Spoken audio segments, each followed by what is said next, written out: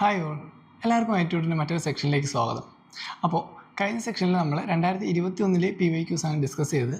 അപ്പോൾ ഇന്ന് നമ്മൾ ഡിസ്കസ് ചെയ്യാൻ പോകുന്നത് 2022 PYQ ആണ്. ഓക്കെ, UPSCയുടെ 2022 ചോദിച്ച ക്വസ്റ്റ്യൻസ് ആണ് ഡിസ്കസ് ചെയ്യാൻ പോകുന്നത്. അപ്പോൾ ഡയറക്റ്റ് നമ്മൾ ക്വസ്റ്റ്യനിലേക്ക് പോകാം. First question: a rapid financing instrument and a rapid credit facility. So, rapid financing instrument and a rapid credit facility are related to the provisions of lending by which one of the following? Option A, Asian Development Bank. Option B, IMF or International Monetary Fund. Option C, United Nations Environment Program Finance Initiative. And option D, World Bank. So, rapid financing instrument, rapid credit facility, ഇതിൽ ഏത് ബോഡിയുടെ ആണെന്നാണ് ചോദിച്ചേക്കുന്നത്. Okay, അപ്പോൾ answer വരുന്നത് ഏതാണ്? ഇത് IMF-ൻ്റെയാണ്. Okay, അതായത് international monetary ഫണ്ടിൻ്റെയാണ് ഇത് റാപ്പിഡ് ഫിനാൻസിങ് ഇൻസ്ട്രുമെൻറ്റും അതുപോലെ എന്താണ് റാപ്പിഡ് ക്രെഡിറ്റ് ഫെസിലിറ്റിയും വരുന്നത്. ഓക്കെ, അപ്പോൾ എന്താണ് റാപ്പിഡ് ഫിനാൻസിങ് ഇൻസ്ട്രുമെൻറ്റ് അല്ലെങ്കിൽ റാപ്പിഡ് ക്രെഡിറ്റ് ഫെസിലിറ്റി ജസ്റ്റ് നോക്കിപ്പോൾ. അപ്പോൾ ആദ്യം റാപ്പിഡ് ഫിനാൻസിങ് ഇൻസ്ട്രുമെൻറ്റ് എന്താണെന്ന് നോക്കാം. റാപ്പിഡ് ഫിനാൻസിങ് ഇൻസ്ട്രുമെൻറ്റ് എന്ന് വെച്ചാൽ എന്താണ്? ഇതൊരു ഫിനാൻഷ്യൽ അസിസ്റ്റൻസ് ആണ്. Financial assistance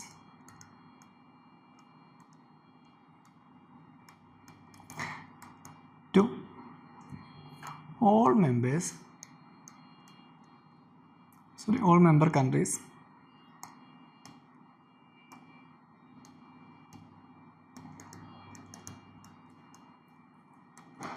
of IMF facing an urgent balance of payment need.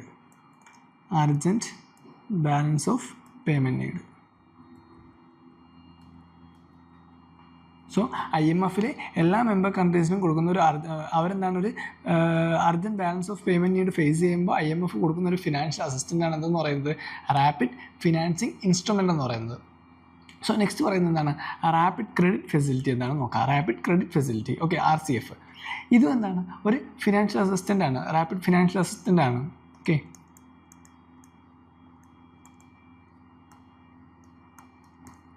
പക്ഷേ ഇവിടെ എന്താണ് വരുന്നത്? ഇവിടെ 0 ഇൻട്രസ്റ്റ് റേറ്റ് ആയിരിക്കും വരുന്നത്. With 0 interest rate to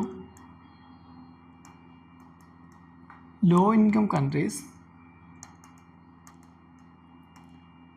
phasing an urgent balance of payment need. Okay, അപ്പോൾ റാപ്പിഡ് ക്രെഡിറ്റ് ഫെസിലിറ്റി എന്ന് പറഞ്ഞാൽ റാപ്പിഡ് ഫിനാൻഷ്യൽ ഇൻസ്ട്രുമെൻ്റ് എന്ന് പറഞ്ഞാൽ എന്താണ്? അത് ഫിനാൻഷ്യൽ അസിസ്റ്റൻ്റ് ആണ്. IMF കൊടുക്കുന്ന ഒരു ഫിനാൻഷ്യൽ അസിസ്റ്റൻ്റ് ആണ്. ഫസ്റ്റ് വൺ പറയുന്നത് എന്താണ്? അത് മെമ്പർ കൺട്രീസിന് IMF എന്താണ് അവർ ഫിനാൻഷ്യൽ ക്രൈസിസ് അല്ലെങ്കിൽ എന്താണ് ഒരു payment balance of payment need face ചെയ്യുന്ന ടൈമിൽ എന്താണ് IMF കൊടുക്കുന്ന ആ ഒരു ഫണ്ടാണ് അല്ലെങ്കിൽ ഫിനാൻഷ്യൽ അസിസ്റ്റൻ്റ് ആണ് എന്ന് പറയുന്നത് റാപ്പിഡ് ഫിനാൻസിങ് ഇൻസ്ട്രുമെൻ്റ് എന്ന് പറയുന്നത്. ദെൻ സെക്കൻഡ് വൺ പറയുന്നത് എന്താണ്? ഫിനാൻഷ്യൽ അസിസ്റ്റൻറ്റ് വിത്ത് 0 interest rate. Okay, 0 interest rate ആയിരിക്കും. ലോ ഇൻകം കൺട്രീസിന് 0 ഇൻട്രസ്റ്റ് റേറ്റിൽ കൊടുക്കുന്ന ഒരു ബാലൻസ് ഓഫ് പേയ്മെൻറ്റ് നീഡാണ് എന്തെന്ന് പറയുന്നത് റാപ്പിഡ് ക്രെഡിറ്റ് ഫെസിലിറ്റി എന്ന് പറയുന്നത്. ഓക്കെ, സോ രണ്ടും ആരാണ് പറയുന്നത്? ഏത് ബോഡിയുടെയാണ്? IMF-ൻ്റെയാണ്, ഇൻ്റർനാഷണൽ മോണിറ്ററി ഫണ്ടിൻ്റെയാണ്. ഓക്കെ, സോ IMF-നെ പറ്റി ബാക്കി നമ്മൾ നോക്കി എന്തായിരുന്നു ഫോം ആയത്? 1944 IMF ബ്രിട്ടൻ കോൺഫറൻസ് വെച്ച് ഫോം ആവുന്നത്. ദെൻ എത്ര മെമ്പേഴ്സാണുള്ളത്? ഏകദേശം 190 മെമ്പേഴ്സോളം IMF-ലുണ്ട്. ദെൻ ഹെഡ് ക്വാർട്ടേഴ്സ് കൂടെ ജസ്റ്റ് നോക്കി നോക്കിയാൽ എവിടെയാണ്? വാഷിങ്ടൺ DC ആണ്. എന്ത് ഹെഡ് ക്വാർട്ടേഴ്സ് എന്ന് പറയുന്നത്. സോ ഇതൊക്കെ എന്ത് IMF-ൻ്റെ പ്രധാനപ്പെട്ട കാര്യങ്ങൾ. ദെൻ ബാക്കി ഇത് ഈ ഒരു ക്വസ്റ്റൻ നോക്കുമ്പോൾ തന്നെ ബാക്കി ഓപ്ഷൻസ് കൂടെ ജസ്റ്റ് നോക്കി പോവുക. സെക്കൻഡ് വൺ പറയുന്നത് first one Asian development bank പറയുന്നുണ്ട്. Then United National environment programme finance initiative പറയുന്നുണ്ട്. ദെൻ വേൾഡ് ബാങ്ക് പറയുന്നുണ്ട്. അപ്പോൾ ഇതിന് എല്ലാത്തിൻ്റെയും കൂടെ ജസ്റ്റ് എന്തൊക്കെയാണ് ഇവരുടെ ഡ്യൂട്ടീസ് അല്ലെങ്കിൽ എന്തൊക്കെയാണ് ഇതിൻ്റെ പർപ്പസ് എന്തൊക്കെയാണ്, അതുപോലെ എന്താണ് ഇവർ എന്തെങ്കിലുമൊക്കെ ഫണ്ട് ഇതുപോലെ എസ്റ്റാബ്ലിഷ് ചെയ്യുന്നുണ്ടോ, അതുപോലെ ഇത് എവിടെയാണ് ഹെഡ് ക്വാർട്ടേഴ്സ്, ദെൻ ഫോമായ വർഷം, ഏതെങ്കിലും പ്രത്യേക കോൺഫറൻസിലൂടെയാണോ ഫോം ആയത്, അപ്പോൾ അതെല്ലാം എന്താണ് ജസ്റ്റ് ഒന്ന് നോക്കി വയ്ക്കുന്നത് നല്ലതായിരിക്കും. അപ്പോൾ ഇവിടെ നമ്മുടെ ആൻസർ എന്താണ്? ഓപ്ഷൻ B ആയിരിക്കും. IMF ആണ് ഇത് റാപ്പിഡ് ഫിനാൻസിങ് ഇൻസ്ട്രുമെൻറ്റും അതുപോലെ റാപ്പിഡ് ക്രെഡിറ്റ് ഫെസിലിറ്റീസും പ്രൊവൈഡ് ചെയ്യുന്നത്. നെക്സ്റ്റ് ക്വസ്റ്റ്യനിലേക്ക് പോകാം നമുക്ക്. Second question: with reference to the Indian economy consider the following statements. An increase in nominal effective exchange rate, NER, indicates the appreciation of rupee. Second statement: an increase in the real effective exchange rate, that is REER, indicates an improvement in trade competitiveness. Third statement: an increasing trade in domestic inflation relative to inflation in other countries is likely to cause an increasing divergence between near and rear. Which of the above statement are correct? 1 and 2 only, 2 and 3 only, 1 and 3 only, 1, 2 and 3. അപ്പോൾ നമുക്ക് എന്താണ് nominal effective exchange rate അല്ലെങ്കിൽ near എന്നും അതുപോലെ തന്നെ എന്താണ് real effective exchange rate അല്ലെങ്കിൽ rear എന്നും അറിഞ്ഞാൽ മാത്രമേ എന്ത് ഈ ക്വസ്റ്റ്യൻ നമുക്ക് ആൻസർ ചെയ്യാനേ പറ്റുള്ളൂ. സോ ആദ്യം നമ്മൾ എന്തറിയണം, എന്താണ് നിയർ എന്താണ് റിയർ എന്നറിയണം. ജസ്റ്റ് അപ്പോൾ എന്താണ് അത് നോക്കിയിട്ട് നമുക്ക് ക്വസ്റ്റ്യൻ്റെ ആൻസറിലേക്ക് വരാം. അപ്പോൾ ഫസ്റ്റ് പറയുന്നത് നിയർ ആണ്, nominal effective exchange rate. So near എന്ന് പറഞ്ഞാൽ എന്താണ്, ഇതൊരു weighted average of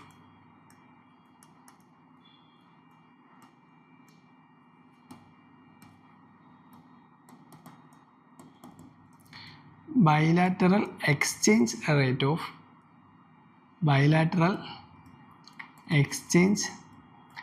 of the home currency. Okay, home currency എന്ന് വെച്ചാൽ ഇപ്പോൾ ഇന്ത്യ ആകുമ്പോൾ എന്താണ് നമ്മുടെ റുപ്പിയാണ് ഹോം കറൻസി വരുന്നത്. Against A basket of currency. Okay, against A basket of currency. അപ്പോൾ എന്താണ് നിയർ എന്ന് പറഞ്ഞാൽ അല്ലെങ്കിൽ നോമിനൽ എഫക്റ്റീവ് എക്സ്ചേഞ്ച് റേറ്റ് എന്ന് വെച്ചാൽ എന്താണ്, weighted average of bilateral exchange rate. Okay, ഒരു ബൈലാറ്ററൽ എക്സ്ചേഞ്ച് റേറ്റ് ഒരു വെയ്റ്റഡ് ആവറേജ് ആണ് of the home currency. Home കറൻസിയിലെ ബൈലാറ്ററൽ എക്സ്ചേഞ്ച് റേറ്റിൻ്റെ വെയ്റ്റേജ് ആവറേജ് എന്തിനെതിരെ, against a basket of currency. Okay, കുറച്ച് വേറെ കറൻസി ആയിട്ടാണ് റിലേറ്റ് ചെയ്തത്, മറ്റ് കറൻസി ആയിട്ട് ഒരു ബാസ്ക്കറ്റ് ഓഫ് കറൻസി വേറെ കാണും, അതിന് കമ്പയർ ചെയ്തിട്ട് എന്താണ് നമ്മുടെ കറൻസിക്ക്, നമ്മുടെ ഹോം കറൻസിക്ക്, ഇപ്പോൾ ഇന്ത്യയുടെ കാര്യം എടുക്കുന്നത് റുപ്പി ആയിരിക്കും. ഓക്കെ, റുപ്പിക്കുള്ള weighted average of bilateral exchange rate, അതാണ് എന്തെന്ന് പറയുന്നത് നിയർ അല്ലെങ്കിൽ എന്താണ് നോമിനൽ എഫക്റ്റീവ് എക്സ്ചേഞ്ച് റേറ്റ് എന്ന് പറയുന്നത്. ഇനി നോർമലി നമ്മൾ നിയർ ഇൻക്രീസ് ചെയ്യുമ്പോൾ, ഓക്കെ, സോ നിയർ ഇൻക്രീസ് ചെയ്യുമ്പോൾ എന്തായിരിക്കും സംഭവിക്കുന്നത്, റുപ്പി അപ്രീസിയേറ്റ് ചെയ്യുകയാണ് ചെയ്യുന്നത്. ഓക്കെ, റുപ്പി അപ്രീസിയേഷൻ ആയിരിക്കും. ഓക്കെ, അപ്പം നിയർ ഇൻക്രീസ് ചെയ്യുമ്പോൾ എന്താണ്, മറ്റ് ബാസ്ക്കറ്റ് ഓഫ് കറൻസികളിൽ നിന്ന് റുപ്പി എന്ത് ചെയ്യും, ഈ അപ്രീസിയേറ്റ് ആണ് ചെയ്യുന്നത്. ഓക്കെ, സോ അതാണ് നോമിനൽ എഫക്റ്റീവ് എക്സ്ചേഞ്ച് റേറ്റ് എന്ന് പറയുന്നത്. അതായത് എന്താണ്, weighted average of bilateral exchange rate of the home currency against basket of currency. Home currency മറ്റ് ബാസ്ക്കറ്റ് ഓഫ് കറൻസി. അപ്പോൾ ഈ നിയർ ഇൻക്രീസ് ചെയ്താൽ എന്ത് സംഭവിക്കും, നമ്മുടെ ഹോം കറൻസി എന്ത് ചെയ്യും, നോർമലി അപ്രീസിയേറ്റ് ചെയ്യുന്നുണ്ട്. ഓക്കെ, ഹോം കറൻസിക്ക് അപ്രീസിയേഷൻ ഉണ്ടാകുന്നുണ്ട്. അതാണ് ഫസ്റ്റ് പറയുന്ന കൺസെപ്റ്റ്, അതായത് നിയർ. ഓക്കെ, സോ ആ ഒരു ഇതെടുക്കുമ്പോൾ തന്നെ നമുക്ക് ഫസ്റ്റ് ഓപ്ഷൻ കിട്ടി. കാരണം എന്താണ്, ഫസ്റ്റ് പറയുന്നത് എന്താണ്, increase in the nominal effective exchange rate, അതായത് NEER indicates the appreciation of rupee. Okay, കാരണം നിയർ ഇൻക്രീസ് ചെയ്താൽ എന്ത് പറഞ്ഞു, റുപ്പി അപ്രീസിയേഷൻ ആവും നമ്മൾ പറഞ്ഞു. സോ ഫസ്റ്റ് സ്റ്റേറ്റ്മെൻറ്റ് ശരിയാണ്. നെക്സ്റ്റ് ഇനി സെക്കൻഡ് സ്റ്റേറ്റ്മെൻറ്റ് പറയണമെങ്കിൽ എന്താണ് റിയർ എന്താണെന്ന് അറിയണം, അല്ലെങ്കിൽ റിയൽ എഫക്റ്റീവ് എക്സ്ചേഞ്ച് റേറ്റ് എന്താണെന്ന് നമുക്കറിയണം. അപ്പോൾ അത് നോക്കാം. Real effective exchange rate, rear. So rear എന്ന് പറയുന്നത് എന്താണ്, near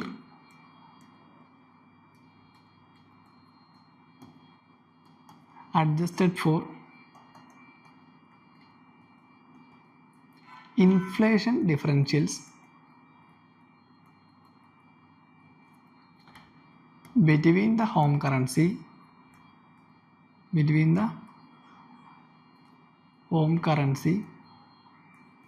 and its trading partners. Okay, അപ്പോൾ എന്താണ്, NEER adjusted for inflation differential between the home currency അല്ലെങ്കിൽ ഹോം കൺട്രി. ഓക്കെ, നമ്മൾ ഹോം കൺട്രി ആയിട്ട് കൺസിഡർ ചെയ്യാം. And its trading partners. അപ്പോൾ ആ ഒരു ഇൻഫ്ലേഷൻ അഡ്ജസ്റ്റ് ചെയ്തിട്ടുള്ള നിയറിനെയാണ് എന്തെന്ന് പറയുന്നത്, റിയർ അല്ലെങ്കിൽ റിയൽ എഫക്റ്റീവ് എക്സ്ചേഞ്ച് റേറ്റ് എന്ന് പറയുന്നത്. അപ്പോൾ ഇൻഫ്ലേഷൻ അഡ്ജസ്റ്റ് ചെയ്തുകൊണ്ടുള്ള റിയർ അതിനെയാണ് എന്ന് പറയുന്നത് ഇൻഫ്ലേഷൻ അഡ്ജസ്റ്റ് ചെയ്തിട്ടുള്ള നിയർ. ഓക്കെ, അതായത് നോമിനൽ എഫക്റ്റീവ് എക്സ്ചേഞ്ച് റേറ്റ് അതിനെയാണ് എന്തെന്ന് പറയുന്നത്, റിയർ എന്ന് പറയുന്നത്. Real effective exchange rate, real എന്ന് കേൾക്കുമ്പോൾ ആലോചിച്ചാൽ മതി, ഇൻഫ്ലേഷൻ അഡ്ജസ്റ്റ് ചെയ്യുന്നത് നമ്മൾ. Okay, so NEER adjusted for inflation differentials between the home country and its trading partners. ആ ഹോം കൺട്രി അതുപോലെ അതിൻ്റെ ട്രേഡിംഗ് പാർട്ട്നേഴ്സും തമ്മിലുള്ള ആ ഒരു ഇൻഫ്ലേഷൻ ഡിഫറൻഷ്യൽസ് വന്നതിന് നിയറിൽ അഡ്ജസ്റ്റ് ചെയ്യുന്നതാണ് എന്തെന്ന് പറയുന്നത്, റിയർ എന്ന് പറയുന്നത്. ഓക്കെ, നോമിനലിൽ നിന്ന് റിയലിലോട്ട് വരുന്നതിന് എന്ത് ചെയ്യുന്നുണ്ട്, ഇൻഫ്ലേഷൻ അഡ്ജസ്റ്റ് ചെയ്യുന്നുണ്ട്. അത് മാത്രമാണ് ഇത് ഇവിടെ പ്രധാനമായിട്ട് സംഭവിക്കുന്നത്. അപ്പോൾ എന്താണ്, ഇത് ഒരു നമ്മളിപ്പോൾ റിയർ കൂട്ടി എന്ന് പറയുമ്പോൾ, അല്ലെങ്കിൽ എന്താണ് real effective exchange rate increase ആക്കി എന്ന് പറയുമ്പോൾ എന്താണ്, ഹോം കറൻസി മോർ എക്സ്പെൻസീവ് ആവുകയാണ് ചെയ്യുന്നത്. Home currency is more expensive relative to others. Okay, so ഇവിടെ എന്താണ് പറയുന്നത്, റിയർ ഇൻക്രീസ് ചെയ്യുമ്പോൾ, ഓക്കെ നമ്മളിവിടെ പറയുന്ന സെക്കൻഡ് സ്റ്റെപ്പിൽ എന്താണ്, and increase in the real effective exchange rate. Okay, REER increase ചെയ്യുമ്പോൾ indicates and improvement in trade competitiveness എന്നാണ് പറയുന്നത്. ഓക്കെ, ട്രേഡ് കോമ്പറ്റീവ്നെസ്സിൽ ഇംപ്രൂവ്മെൻറ്റ് വരുന്നതെന്ന് പറയുന്നുണ്ട്. അപ്പോൾ നമ്മളിവിടെ പറഞ്ഞു എന്താണ്, റിയർ ഇൻക്രീസ് ചെയ്താൽ, ഓക്കെ റിയർ ഇൻക്രീസ് ചെയ്താൽ എന്ത് സംഭവിക്കുന്നു, home currency is more expensive relative to others. മറ്റേതിനെ അപേക്ഷിച്ച് എന്താണ്, ഹോം കറൻസി മോർ എക്സ്പെൻസീവ് ആവും. ഓക്കെ, അപ്പോൾ അവിടെ എന്താണ് സംഭവിക്കുന്നത്, ഒരിക്കലും ട്രേഡ് എന്താണ് ഇമ്പ്രൂവ്മെൻ്റ് അല്ല ഉണ്ടാകുന്നത്, നോർമലി ട്രേഡിനൊരു ലോസ് ആയിരിക്കും ഉണ്ടാകുന്നത്. ഓക്കെ, നമ്മുടെ ഹോം കറൻസിക്ക് ഹോം കറൻസി കൂടുതൽ എക്സ്പെൻസീവ് ആയ ഇവിടെ എന്തായിരിക്കും, ട്രേഡ് ലോസ് ആയിരിക്കും ഉണ്ടാകുന്നത്. സോ ട്രേഡ് ലോസ് ആണ്. കാരണം ഇവിടെ അവൻ പറയുന്നത് എന്താണ്, ഇംപ്രൂവ്മെൻറ്റ് ഇൻ ട്രേഡ് കോമ്പറ്റീവ്നെസ് എന്നാണ് പറയുന്നത്. പക്ഷേ എന്താണ് അവിടെ ഇംപ്രൂവ്മെൻ്റ് അല്ല, it indicates loss in trade competitiveness ആണ്. Okay, loss in trade competitiveness. Okay, loss ആയിരിക്കും അവിടെ, എന്തായിരിക്കും നോർമലി ലോസാണ് ഉണ്ടാകുന്നത്. അപ്പോൾ നമ്മൾ റിയറിൻ്റെ ഇക്വേഷൻ എടുക്കുന്നെങ്കിൽ റിയർ ഈസ് ഈക്വൽ ടു എന്താണ്, NEER into domestic price index divided by foreign price index. Okay, അതായത് നമ്മുടെ ഡൊമസ്റ്റിക് പ്രൈസിൻ്റെ ഇതും അതുപോലെ എന്താണ് ഫോറിൻ പ്രൈസിൻ്റെ തമ്മിലുള്ള ആ ഒരു ഡിവിഷൻ അല്ലെങ്കിൽ എന്താണ് അതിൻ്റെ ഒരു വ്യത്യാസം എത്രയാണ് നോക്കും. ദെൻ അതുകൂടാതെ എന്താണ് അതിൻ്റെ കൂടെ നമ്മൾ നിയർ അഡ്ജസ്റ്റ് ചെയ്യും. സോ അതാണ് എന്ന് പറയുന്നത് റിയർ എന്ന് പറയുന്നത്. So REER is equal to NEER into domestic price index divided by foreign price index. Okay, so അതാണ് എന്ത് റിയറും നിയറും തമ്മിലുള്ള ഡിഫറൻസ് എന്ന് പറയുന്നത്. അപ്പോൾ നിയർ ഇൻക്രീസ് ആയ നമ്മൾ പറഞ്ഞു, നിയർ ഇൻക്രീസ് ആവണമെങ്കിൽ റുപ്പി അപ്രീസിയേഷൻ ആവുന്നു. പക്ഷേ അതേസമയം റിയൽ എഫക്റ്റീവ് എക്സ്ചേഞ്ച് റേറ്റ് അല്ലെങ്കിൽ റിയർ ഇൻക്രീസ് ആയ എന്ത് സംഭവിക്കുന്നുണ്ട്, അവിടെ ട്രേഡ് ഇമ്പ്രൂവ് ആവുകയല്ല ചെയ്യുന്നത്, ട്രേഡ് കോമ്പറ്റീവ്നെസ് ഇമ്പ്രൂവ് ആവുകയല്ല ചെയ്യുന്നത്, പകരം എന്നാൽ ട്രേഡ് കോമ്പറ്റീവ്നെസ് ലോസ് ആവുകയാണ് ചെയ്യുന്നത്. കാരണം നമ്മുടെ റുപ്പിക്ക് അവിടെ എന്ത് സംഭവിക്കുന്നുണ്ട്, നമ്മുടെ ഹോം കറൻസി എന്ത് ആവുന്നുണ്ട്, മോർ എക്സ്പെൻസീവ് ആവുന്നുണ്ട്. മറ്റ് കറൻസികളെ അപേക്ഷിച്ച് ഹോം കറൻസി മോർ എക്സ്പെൻസീവ് ആവുന്നുണ്ട്. ഓക്കെ, സോ അതുകൊണ്ട് എന്താണ് സെക്കൻഡ് സ്റ്റേറ്റ്മെൻറ്റ് റോങ് ആയിരിക്കും. അപ്പോൾ സെക്കൻഡ് സ്റ്റേറ്റ്മെൻറ്റ് റോങ് ആകുമ്പോൾ തന്നെ already we got the answer. ഏതായിരിക്കും, ഓപ്ഷൻ സി ആയിരിക്കും, 1 and 3 ആയിരിക്കും. അപ്പോൾ ഇനി നമുക്ക് മൂന്നാമത്തെ സ്റ്റേറ്റ്മെൻറ്റ് കൂടെ എന്താണെന്ന് നോക്കാം. An increasing trend in domestic inflation relative to inflation in other countries is likely to cause an increasing divergence between near and rear. Okay, so ഈ ഒരു സ്റ്റേറ്റ്മെൻറ്റ് അപ്പോൾ എന്താണ് എന്തായാലും ശരിയായിരിക്കും. ഓക്കെ, സോ ഇപ്പോൾ എന്താണ് ഡൊമസ്റ്റിക് ഇൻഫ്ലേഷൻ ഹൈ ആണെങ്കിൽ, okay if domestic inflation high then foreign inflation the ratio of price indicates increases. Okay, അതായത് ഫോറിൻ ഇൻഫ്ലേഷൻ്റെ പ്രൈസ് എന്താണ് ഇൻക്രീസ് ആവുന്നുണ്ട്. ആൻഡ് ഇതെന്ത് ചെയ്യുന്നുണ്ട്, റിയറും നിയറും തമ്മിലുള്ള ആ ഒരു ഡിഫറൻസ് ഇവിടെ പറയുന്നത് എന്താണ്, increasing divergence between near and rear എന്നാണ് പറയുന്നത്. അപ്പോൾ ഇതിൽ നോർമലി എന്താണ് റിയർ ഫാസ്റ്റായിട്ട് നിയറിനെക്കാട്ടി ഫാസ്റ്റായിട്ട് റിയർ കൂടും. ഓക്കെ, റിയർ എന്ത് ചെയ്യും, ഫാസ്റ്റായിട്ട് ഗ്രോ ചെയ്യും. സോ നോർമലി അപ്പം നിയറിനെക്കാട്ടി ഫാസ്റ്റായിട്ട് എന്ത് ചെയ്യും, റിയർ ഗ്രോ ചെയ്യുന്നുണ്ട്. സോ ഇതെന്ത് ഉണ്ടാകുന്നുണ്ട്, രണ്ടുപേരും തമ്മിലുള്ള ഒരു ഡൈവേർജൻസ് എന്താണ് അവിടെ ക്രിയേറ്റ് ചെയ്യുന്നുണ്ട്. ഓക്കെ, സോ കാരണം റിയർ ഇൻക്രീസ് ആവുന്നുണ്ട്, പക്ഷേ നിയർ എന്താണ് ഇൻക്രീസ് ആവുന്നില്ല. സോ അതുകൊണ്ട് എന്താണ് ആ ഒരു ഡിഫറൻസ് ഡൈവേർജൻസ് എന്താണ് അവിടെ ക്രിയേറ്റ് ചെയ്യുന്നുണ്ട്. സോ അതാണ് തേർഡ് സ്റ്റേറ്റ്മെൻറ്റ് പറയുന്നത്. അതപ്പോൾ എന്താണ് ശരിയാണ്. അപ്പോൾ ആൻസർ വരുന്നത് ഏതായിരിക്കും, ഓപ്ഷൻ സി ആണ്, 1 and 3 ഓൺലി ആയിരിക്കും. ഓക്കെ, സോ എക്കണോമിക് റിലേറ്റഡ് ആയിട്ടുള്ള ക്വസ്റ്റ്യൻസ് ആണ്. അപ്പോൾ നമുക്ക് ഈ കൺസെപ്റ്റ് അറിഞ്ഞിരുന്നാൽ മാത്രമേ ആൻസർ ചെയ്യാൻ പറ്റുള്ളൂ. എന്താണ് നിയർ എന്നറിയണം, എന്താണ് റിയർ എന്നറിയണം. സോ അതിൻ്റെ കാര്യങ്ങൾ ബേസിക് ആയിട്ടുള്ള കാര്യങ്ങൾ ജസ്റ്റ് അറിഞ്ഞിരിക്കുക. Next third question, with reference to the Indian economy consider the following statements. If the inflation is too high, Reserve Bank of India is likely to buy government securities. Second statement, if the rupee is rapidly depreciating, RBI is likely to sell dollars in the market. Third, if interest rate in the USA or European Union were to fall, that is likely to induce RBI to buy dollars. ഇപ്പോൾ ഏതൊക്കെ സ്റ്റേറ്റ്മെൻറ്റാണ് ശരിയെന്നാണ് ചോദിച്ചേക്കുന്നത്. അപ്പോൾ നമുക്ക് just ഒന്ന് eliminate ചെയ്യാൻ പറ്റുമോ നോക്കാം. ക്വസ്റ്റ്യൻ എന്താണ്, ഫസ്റ്റ് സ്റ്റേറ്റ്മെൻറ്റ് പറയുന്നത് if the inflation is too high. Inflation too high എന്ന് വെച്ചാൽ എന്തായിരിക്കും, നമ്മുടെ എക്കോണമിയിൽ ഒരുപാട് മണി കിടക്കുന്നുണ്ട്. ഓക്കെ, എക്കോണമിയിൽ മണി ഹൈ ആണ്. സോ അതാണ് എന്തെന്ന് പറയുന്നത്, ഇൻഫ്ലേഷൻ എന്ന് പറയുന്നത്. So if inflation is too high, Reserve Bank of India RBI is likely to buy government security. RBI എന്താണ് ഗവൺമെൻറ് സെക്യൂരിറ്റീസ് ബൈ ചെയ്യുന്നതെന്ന് പറഞ്ഞാൽ. അപ്പോൾ നമ്മൾ ജസ്റ്റ് ഒന്ന് ആലോചിച്ച് നോക്കുക, RBI ഗവൺമെൻറ് സെക്യൂരിറ്റീസ് ബൈ ചെയ്യുന്നെങ്കിൽ എന്താണ് ചെയ്യേണ്ടത്, ഇപ്പം എക്കോണമിയിൽ മണി കൂടുതലാണെങ്കിൽ നോർമലി RBI എന്താണ് ചെയ്യേണ്ടത്, ആ പൈസ തിരിച്ചെടുക്കുകയാണ് വേണ്ടത്. ഓക്കെ, എക്കോണമിയിൽ കിടക്കുന്ന അധികമായിട്ടുള്ള പൈസ എന്താണ് RBI തിരിച്ചെടുക്കണം, എന്നാൽ മാത്രമേ അവിടെ ഇൻഫ്ലേഷൻ കുറയത്തുള്ളൂ. സോ RBI എങ്ങനെ പൈസ തിരിച്ചെടുക്കുമെന്ന് നോക്കാം. ഇവിടെ പറയുന്നത് എന്താണ്, likely to buy government security. RBI എന്താണ് ഇവിടെ നിന്ന് ഗവൺമെൻറ് സെക്യൂരിറ്റീസ് ബൈ ചെയ്യുകയാണ്. ഓക്കെ, GSEC ഗവൺമെൻറ് സെക്യൂരിറ്റീസ് എന്താണ് ബൈ ചെയ്യുന്നതാണ് പറഞ്ഞത് RBI. അപ്പം RBI ഈ ഗവൺമെൻറ് സെക്യൂരിറ്റീസ് ബൈ ചെയ്യുന്നത് എന്ത് ചെയ്തെടുക്കണം, അങ്ങോട്ട് പൈസ കൊടുക്കണം. ഓക്കെ, മണി കൊടുത്താൽ മാത്രമേ എന്ത് ഗവൺമെൻറ് സെക്യൂരിറ്റി നമ്മുടെ എക്കോണമി അല്ലെങ്കിൽ മാർക്കറ്റിൽ നിന്ന് വാങ്ങാനായിട്ട് പറ്റുള്ളൂ. അപ്പോൾ RBI എന്ത് ചെയ്യുന്നുണ്ടെന്ന് ഗവൺമെൻറ് സെക്യൂരിറ്റി വാങ്ങുമ്പോൾ വീണ്ടും എക്കോണമിയിലോട്ട് പൈസ കൊടുക്കുകയാണ്. ഓൾറെഡി നമ്മൾ പറഞ്ഞു എക്കോണമിയിൽ എന്താണ് മണി അധികമാണ്, മണി സപ്ലൈ അധികമായിട്ടാണ് എന്ത് ഇൻഫ്ലേഷൻ ഉണ്ടായത്. അപ്പോൾ ഈ ഇൻഫ്ലേഷൻ ഹൈ ആകുമ്പോൾ RBI വീണ്ടും എന്താണ് പൈസ കൊടുത്തിട്ട് ഈ ഗവൺമെൻറ് സെക്യൂരിറ്റീസ് വാങ്ങിച്ചാൽ എന്തായിരിക്കും സംഭവിക്കുന്നത്, വീണ്ടും എക്കോണമിയിൽ പൈസ കുന്നുകൂടുകയായിരിക്കും. അല്ലെങ്കിൽ എന്താണ് വീണ്ടും പൈസ ഒരുപാടുണ്ടാവും. സോ അതിൻ്റെ ഫലമായിട്ട് വീണ്ടും എന്ത് സംഭവിക്കുന്നത്, ഇൻഫ്ലേഷൻ ഇൻക്രീസ് ആവത്തേ ഉള്ളൂ, ഡിക്രീസ് ആവത്തില്ല. നമുക്കിവിടെ ഇൻഫ്ലേഷൻ ഇൻക്രീസ് ആകുമ്പോൾ ടു ഹൈ ആകുമ്പോൾ നോർമലി അതിനെ കുറച്ച് കൊണ്ടുവരണം. അപ്പോൾ എന്ത് ചെയ്യാം, വേണേൽ നമുക്ക് RBI ഗവൺമെൻറ് സെക്യൂരിറ്റീസ് സെല്ല് ചെയ്യാം. കാരണം ഗവൺമെൻറ് സെക്യൂരിറ്റീസ് സെല്ല് ചെയ്യുമ്പോൾ എന്തായിരിക്കും പൈസ ഇങ്ങോട്ട് വരും, RBIയിലേക്ക് വരും, എക്കോണമിയിൽ നിന്ന് RBIയിലേക്ക് വരും. ഓക്കെ, സോ അതുകൊണ്ട് എന്താണ് അവിടെ ഇൻഫ്ലേഷൻ കുറയും. പക്ഷേ ഇവിടെ പറയുന്നത് എന്താണ്, RBI ഗവൺമെൻറ് സെക്യൂരിറ്റീസ് ബൈ ചെയ്യുന്നതെന്ന് പറഞ്ഞാൽ ബൈ ചെയ്യുമ്പോൾ നമ്മളൊരു സാധനം മേടിക്കുമ്പോൾ എന്താണ് പൈസ കൊടുത്തിട്ടാണ് മേടിക്കുന്നത്. അപ്പോൾ എന്താണ് RBI അങ്ങോട്ട് പൈസ വീണ്ടും കൊടുക്കുകയും ചെയ്യുന്നത്. അങ്ങോട്ട് പൈസ വീണ്ടും കൊടുക്കുന്നതിൻ്റെ ഫലമായിട്ട് ഇൻഫ്ലേഷൻ കൂടത്തേ ഉള്ളൂ. സോ അതുകൊണ്ട് എന്താണ് ഫസ്റ്റ് സ്റ്റേറ്റ്മെൻറ്റ് നമുക്ക് ആദ്യമേ എലിമിനേറ്റ് ചെയ്യാനായിട്ട് പറ്റും. സോ അവിടെ നിന്ന് നമുക്ക് ഓൾറെഡി ആൻസർ കിട്ടും. കാരണം ഒന്നില്ലെങ്കിൽ പിന്നെ നമുക്ക് ഒരേ ഒരു ഓപ്ഷനേ ഉള്ളൂ, ഓപ്ഷൻ B ആയിരിക്കും, 2 and 3 ഓൺലി ആയിരിക്കും. അപ്പോൾ ആൻസർ കിട്ടി ഓൾറെഡി. നമുക്ക് ജസ്റ്റ് ഒന്ന് നോക്കാം എങ്ങനെയാണെന്നത്. നമ്മുടെ എക്കോണമിയിൽ ഹൈ ഇൻഫ്ലേഷനാണ്, ഫസ്റ്റ് സ്റ്റേറ്റ്മെൻറ്റ് പറയുന്നതാണ് ഹൈ ഇൻഫ്ലേഷനാണ്. സോ നോർമലി എന്തായിരിക്കും സംഭവിക്കുന്നത്, RBI മണി സപ്ലൈ കുറയ്ക്കാനേ നോക്കുള്ളൂ. കാരണം എപ്പോഴും ഇൻഫ്ലേഷൻ കൂടി RBI എന്താണ് മണി സപ്ലൈ കുറയ്ക്കും. So reduce money supply. അങ്ങനെ മണി സപ്ലൈ റെഡ്യൂസ് ചെയ്യണമെങ്കിൽ RBI നോർമലി ചെയ്യേണ്ടത് എന്താണ്, ബൈ അല്ല ചെയ്യേണ്ടത്, സെല്ലാണ് ചെയ്യേണ്ടത്. ഓക്കെ, ഗവൺമെൻറ് സെക്യൂരിറ്റീസ് സെല്ലാണ് ചെയ്യേണ്ടത്, cell government securities. Okay, so GSEC എന്ത് ചെയ്യണം, സെല്ല് ചെയ്യണം. അങ്ങനെ സെല്ല് ചെയ്യുമ്പോൾ നോർമലി എന്ത് ചെയ്യും, എക്കോണമിയിലുള്ള പൈസ കുറച്ച് എന്താണ് അകത്തേക്ക് വരും. സോ അതിൻ്റെ ഫലമായിട്ട് എന്താണ് ഇൻഫ്ലേഷൻ കുറയാൻ കാരണമാവും. സോ അതാണ് ഫസ്റ്റ് സ്റ്റേറ്റ്മെൻറ്റ് തെറ്റാനായിട്ട് കാരണം എന്താണ് ഇവിടെ ഇൻഫ്ലേഷൻ ആകുമ്പോൾ RBI ബൈ അല്ല ചെയ്യേണ്ടത്, പകരം എന്താണ് ചെയ്യേണ്ടത്, സെല്ലാണ് ചെയ്യേണ്ടത്. സെക്കൻഡ് സ്റ്റേറ്റ്മെൻറ്റ് നോക്കി, if the rupee is rapidly depreciating, RBI is to sell dollars in the market. Rupee എന്താണ് ഡിക്രീസ് ആവുകയാണ്, അല്ലെങ്കിൽ എന്താണ് റുപ്പി ഡിപ്രീസിയേറ്റ് ആവുകയാണ്. സെക്കൻഡ് സ്റ്റേറ്റ്മെൻറ്റ് നോക്കാം. അപ്പം റുപ്പി ഡിപ്രീസിയേറ്റ്സ് റാപ്പിഡ്ലി. ഓക്കെ, നോർമലി അപ്പോൾ എന്തായിരിക്കും സംഭവിക്കുന്നത്, ഇപ്പോൾ ഇവിടെ പറഞ്ഞതെന്ന് വെച്ചാൽ എന്താണ്, RBI cell dollar in the market. RBI എന്താണ് മാർക്കറ്റിലേക്ക് ഡോളർ സെല്ല് ചെയ്യുന്നുണ്ട്. അപ്പോൾ cell dollar in market. Okay, so RBI selling dollar in the market. Okay, അപ്പോൾ ഈ RBI ഡോളർ സെല്ല് ചെയ്തിട്ട് എന്തായിരിക്കും ചെയ്യുന്നത്, അവർ ഈ മാർക്കറ്റിലേക്ക് ഡോളർ സെല്ല് ചെയ്തിട്ട് റുപ്പി മേടിക്കുകയും ചെയ്യുന്നത്. So sell dollar in the market and buy rupee. Okay, അപ്പോൾ ഡോളർ മാർക്കറ്റിലേക്ക് സെല്ല് ചെയ്തിട്ട് റുപ്പി മേടിക്കും.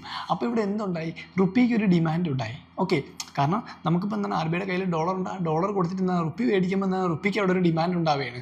സോ നോർമലി നമ്മൾ പറഞ്ഞ റുപ്പി ഡിപ്രീസിയേറ്റ് ആവുകയാണ്. ഡിപ്രീസിയേറ്റ് ആവുന്ന റുപ്പിക്ക് എന്താണ് പെട്ടെന്ന് അവിടെ ഒരു ഡിമാൻഡ് വന്നു. അങ്ങനെ ഡിമാൻഡ് വരുമ്പോൾ എന്ത് ചെയ്യും, ഈ ഡിപ്രീസിയേഷന് അവിടെ നമുക്ക് തടയാം, അല്ലെങ്കിൽ നല്ല റാപ്പിഡായി നടക്കുന്ന ഈ ഒരു ഡിപ്രീസിയേഷൻ നമുക്ക് എന്താണ് അവിടെ സ്റ്റോപ്പ് ചെയ്യാനായിട്ട് സാധിക്കും. സോ അതിൻ്റെ ഫലമായിട്ട് എന്ത് ചെയ്യും, ഈ ഒരു demand increasing demand, okay, increasing demand for rupee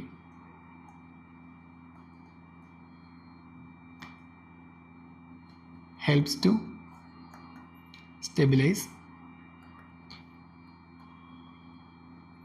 depreciation. Okay, so എന്താണ് അവിടെ നോർമലി റുപ്പിക്ക് എന്താണ് ഒരു ഡിമാൻഡ് ഇൻക്രീസ് ആയി. കാരണം ഡോളർ കൊടുത്തിട്ട് റുപ്പി വാങ്ങിയാണ്. അപ്പോൾ നമുക്കിപ്പോൾ എന്താണ് നമ്മളിൽ പൈസ ഉണ്ട്, ഇപ്പോൾ ആപ്പിൾ അവിടെ ഉണ്ട്, എന്താണ് ആപ്പിൾ കുറേ മേടിച്ച്, അപ്പോൾ എന്താണ് നോർമലി നമ്മൾ പൈസ കൊടുക്കുന്നതോറും ആപ്പിൾ വരുന്നെങ്കിൽ എന്താണ് ആപ്പിളിൻ്റെ ഡിമാൻഡ് അവിടെ കൂടുകയാണ് ചെയ്യുന്നത്. സോ അതിൻ്റെ എന്താണ് പിന്നീട് എന്താണ് വില കുറയത്തില്ല അതിന്. ഓക്കെ, ആ ഒരു കൺസെപ്റ്റ് തന്നെയാണ് ഇവിടെ. റുപ്പി എന്താണ് ഡിപ്രീസിയേറ്റ് ആയിക്കൊണ്ടിരിക്കുകയാണ്. ഡിപ്രീസിയേറ്റ് ആയിക്കൊണ്ടിരിക്കുന്ന റുപ്പി എന്താണ് നമ്മൾ ഡിമാൻഡ് വയ്ക്കുമ്പോൾ നോർമലി എന്തായിരിക്കും അതിന്, അപ്പോൾ പിന്നെ എന്താണ് ആ ഒരു ഡിപ്രീസിയേഷൻ പയ്യെ എന്താണ് സ്റ്റെബിലൈസ് ആയിക്കൊണ്ടിരിക്കും. സോ അതുകൊണ്ടാണ് എന്ത് റുപ്പി ഡിപ്രീസിയേറ്റ് ആകുമ്പോൾ RBI എന്ത് ചെയ്യുന്നു, ഡോളേഴ്സ് വിൽക്കുന്നത്. ഡോളേഴ്സ് വിറ്റിട്ട് എന്താണ് റുപ്പി മേടിക്കുമ്പോൾ എന്ത് സംഭവിക്കും, റുപ്പിയുടെ ആ ഒരു എന്ത് സംഭവിക്കും, ഡിപ്രീസിയേഷൻ അവിടെ എന്താണ് സ്റ്റെബിലൈസ് ചെയ്യാനായിട്ട് നമുക്ക് സാധിക്കും. സോ അതാണ് സെക്കൻഡ് സ്റ്റേറ്റ്മെൻറ്റ് പറയുന്നത്. If the rupee is rapidly depreciating RBI is likely to sell dollars in the market. Okay, rupee എന്താണ് റാപ്പിഡ്ലി ഡിക്രീസ് ആവുന്നത്, RBI എന്ത് ചെയ്യുന്നുണ്ട്, മാർക്കറ്റിലേക്ക് ഡോളേഴ്സ് കൊടുക്കുന്നുണ്ട്, അല്ലെങ്കിൽ ഡോളേഴ്സ് സെല്ല് ചെയ്യുന്നുണ്ട്. അങ്ങനെ സെല്ല് ചെയ്യുന്നതിൻ്റെ പരമായിട്ട് അവർ റുപ്പി മേടിക്കും. ഓക്കെ, ഡോളർ സെല്ല് ചെയ്യുന്നു, റുപ്പി മേടിക്കുന്നു. റുപ്പി മേടിക്കുമ്പോൾ റുപ്പിക്ക് ഡിമാൻഡ് കൂടുന്നു. ഡിമാൻഡ് കൂടുമ്പോൾ എന്താണ് ഈ ഒരു ഡിപ്രീസിയേഷൻ സ്റ്റെബിലൈസ് ചെയ്യാനായിട്ട് പറ്റും. ഓക്കെ, ഡിപ്രീസിയേഷൻ അവിടെ തടയാൻ പറ്റും. ഇനി അപ്പോൾ അത് ശരിയായിട്ടുള്ള സ്റ്റേറ്റ്മെൻറ്റാണ്. ദെൻ തേർഡ് പറയുന്നത് എന്താണ്, if interest rate in the USA or European Union were fall, that is likely to induce RBI to buy dollars. Okay, അപ്പോൾ എന്താണ് USA അല്ലെങ്കിൽ എന്താണ് യൂറോപ്യൻ യൂണിയൻ്റെയോ ഇൻട്രസ്റ്റ് റേറ്റ് കുറയുകയാണെന്നാണ് പറയുന്നത്. സോ അങ്ങനെ ഉണ്ടായി എന്തായിരിക്കും സംഭവിക്കുന്നത്, അപ്പോൾ യൂറോപ്യ അല്ലെങ്കിൽ എന്താണ് USA എന്നൊക്കെ പറയുന്നത്, യൂറോപ്യൻ യൂണിയൻ US എന്നൊക്കെ പറയുന്നത് എന്താണ് ഒരുപാട് മാർക്കറ്റ്സുകളുള്ളതാണ്. സോ അവിടുത്തെ ഒരു ഇൻട്രസ്റ്റ് റേറ്റ് കുറഞ്ഞാൽ സ്വാഭാവികമായിട്ടും അത് ആരൊക്കെയാണ് ബെനിഫിറ്റ് ഉള്ളത്, ഇന്ത്യ പോലുള്ള മറ്റ് ഡെവലപ്പിംഗ് നാഷൻസിനാണ്, അല്ലെങ്കിൽ മറ്റ് കച്ചവട രാജ്യങ്ങൾക്കൊക്കെ എന്താണ് ഒരുപാട് ഉപയോഗമുള്ളതാണ്. സോ ഇപ്പോൾ USAയും അതുപോലെ യൂറോപ്യൻ യൂണിയൻ്റെയും ഇൻട്രസ്റ്റ് റേറ്റ് ഫോളോ ചെയ്തു. അപ്പോൾ അത് നെക്സ്റ്റ് ബെനിഫിറ്റ് ആർക്കായിരിക്കും, ഇന്ത്യ പോലുള്ള രാജ്യങ്ങൾക്കായിരിക്കും. അപ്പോൾ ഇന്ത്യയിലെ മാർക്കറ്റിലേക്ക് എന്താണ് ഒരുപാട് സാധനങ്ങൾ വരാനായിട്ട് തുടങ്ങും. ആ ടൈമിൽ അപ്പോൾ എന്താണ് ചെയ്യുന്നതെന്ന് പറഞ്ഞാൽ RBI ടു ബൈ ഡോളേഴ്സ്. കാരണം എന്താണ് നമുക്ക് മാർക്കറ്റിലേക്ക് എന്താണ് ഒരുപാട് സാധനങ്ങൾ വരുന്നുണ്ട്, അല്ലെങ്കിൽ എന്താണ് ഇവിടെ ഒരുപാട് കച്ചവടങ്ങൾ നടക്കുന്നുണ്ട്. So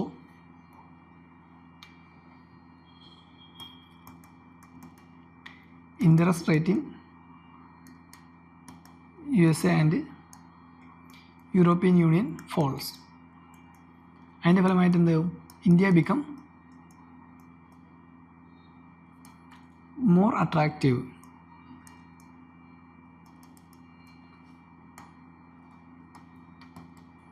four investment. കാരണം എന്തായിരിക്കും, ഇവിടുന്ന് ഹൈ റിലേറ്റീവ് റിട്ടേൺസ് അവർക്ക് കിട്ടും. Okay, due to high relative returns.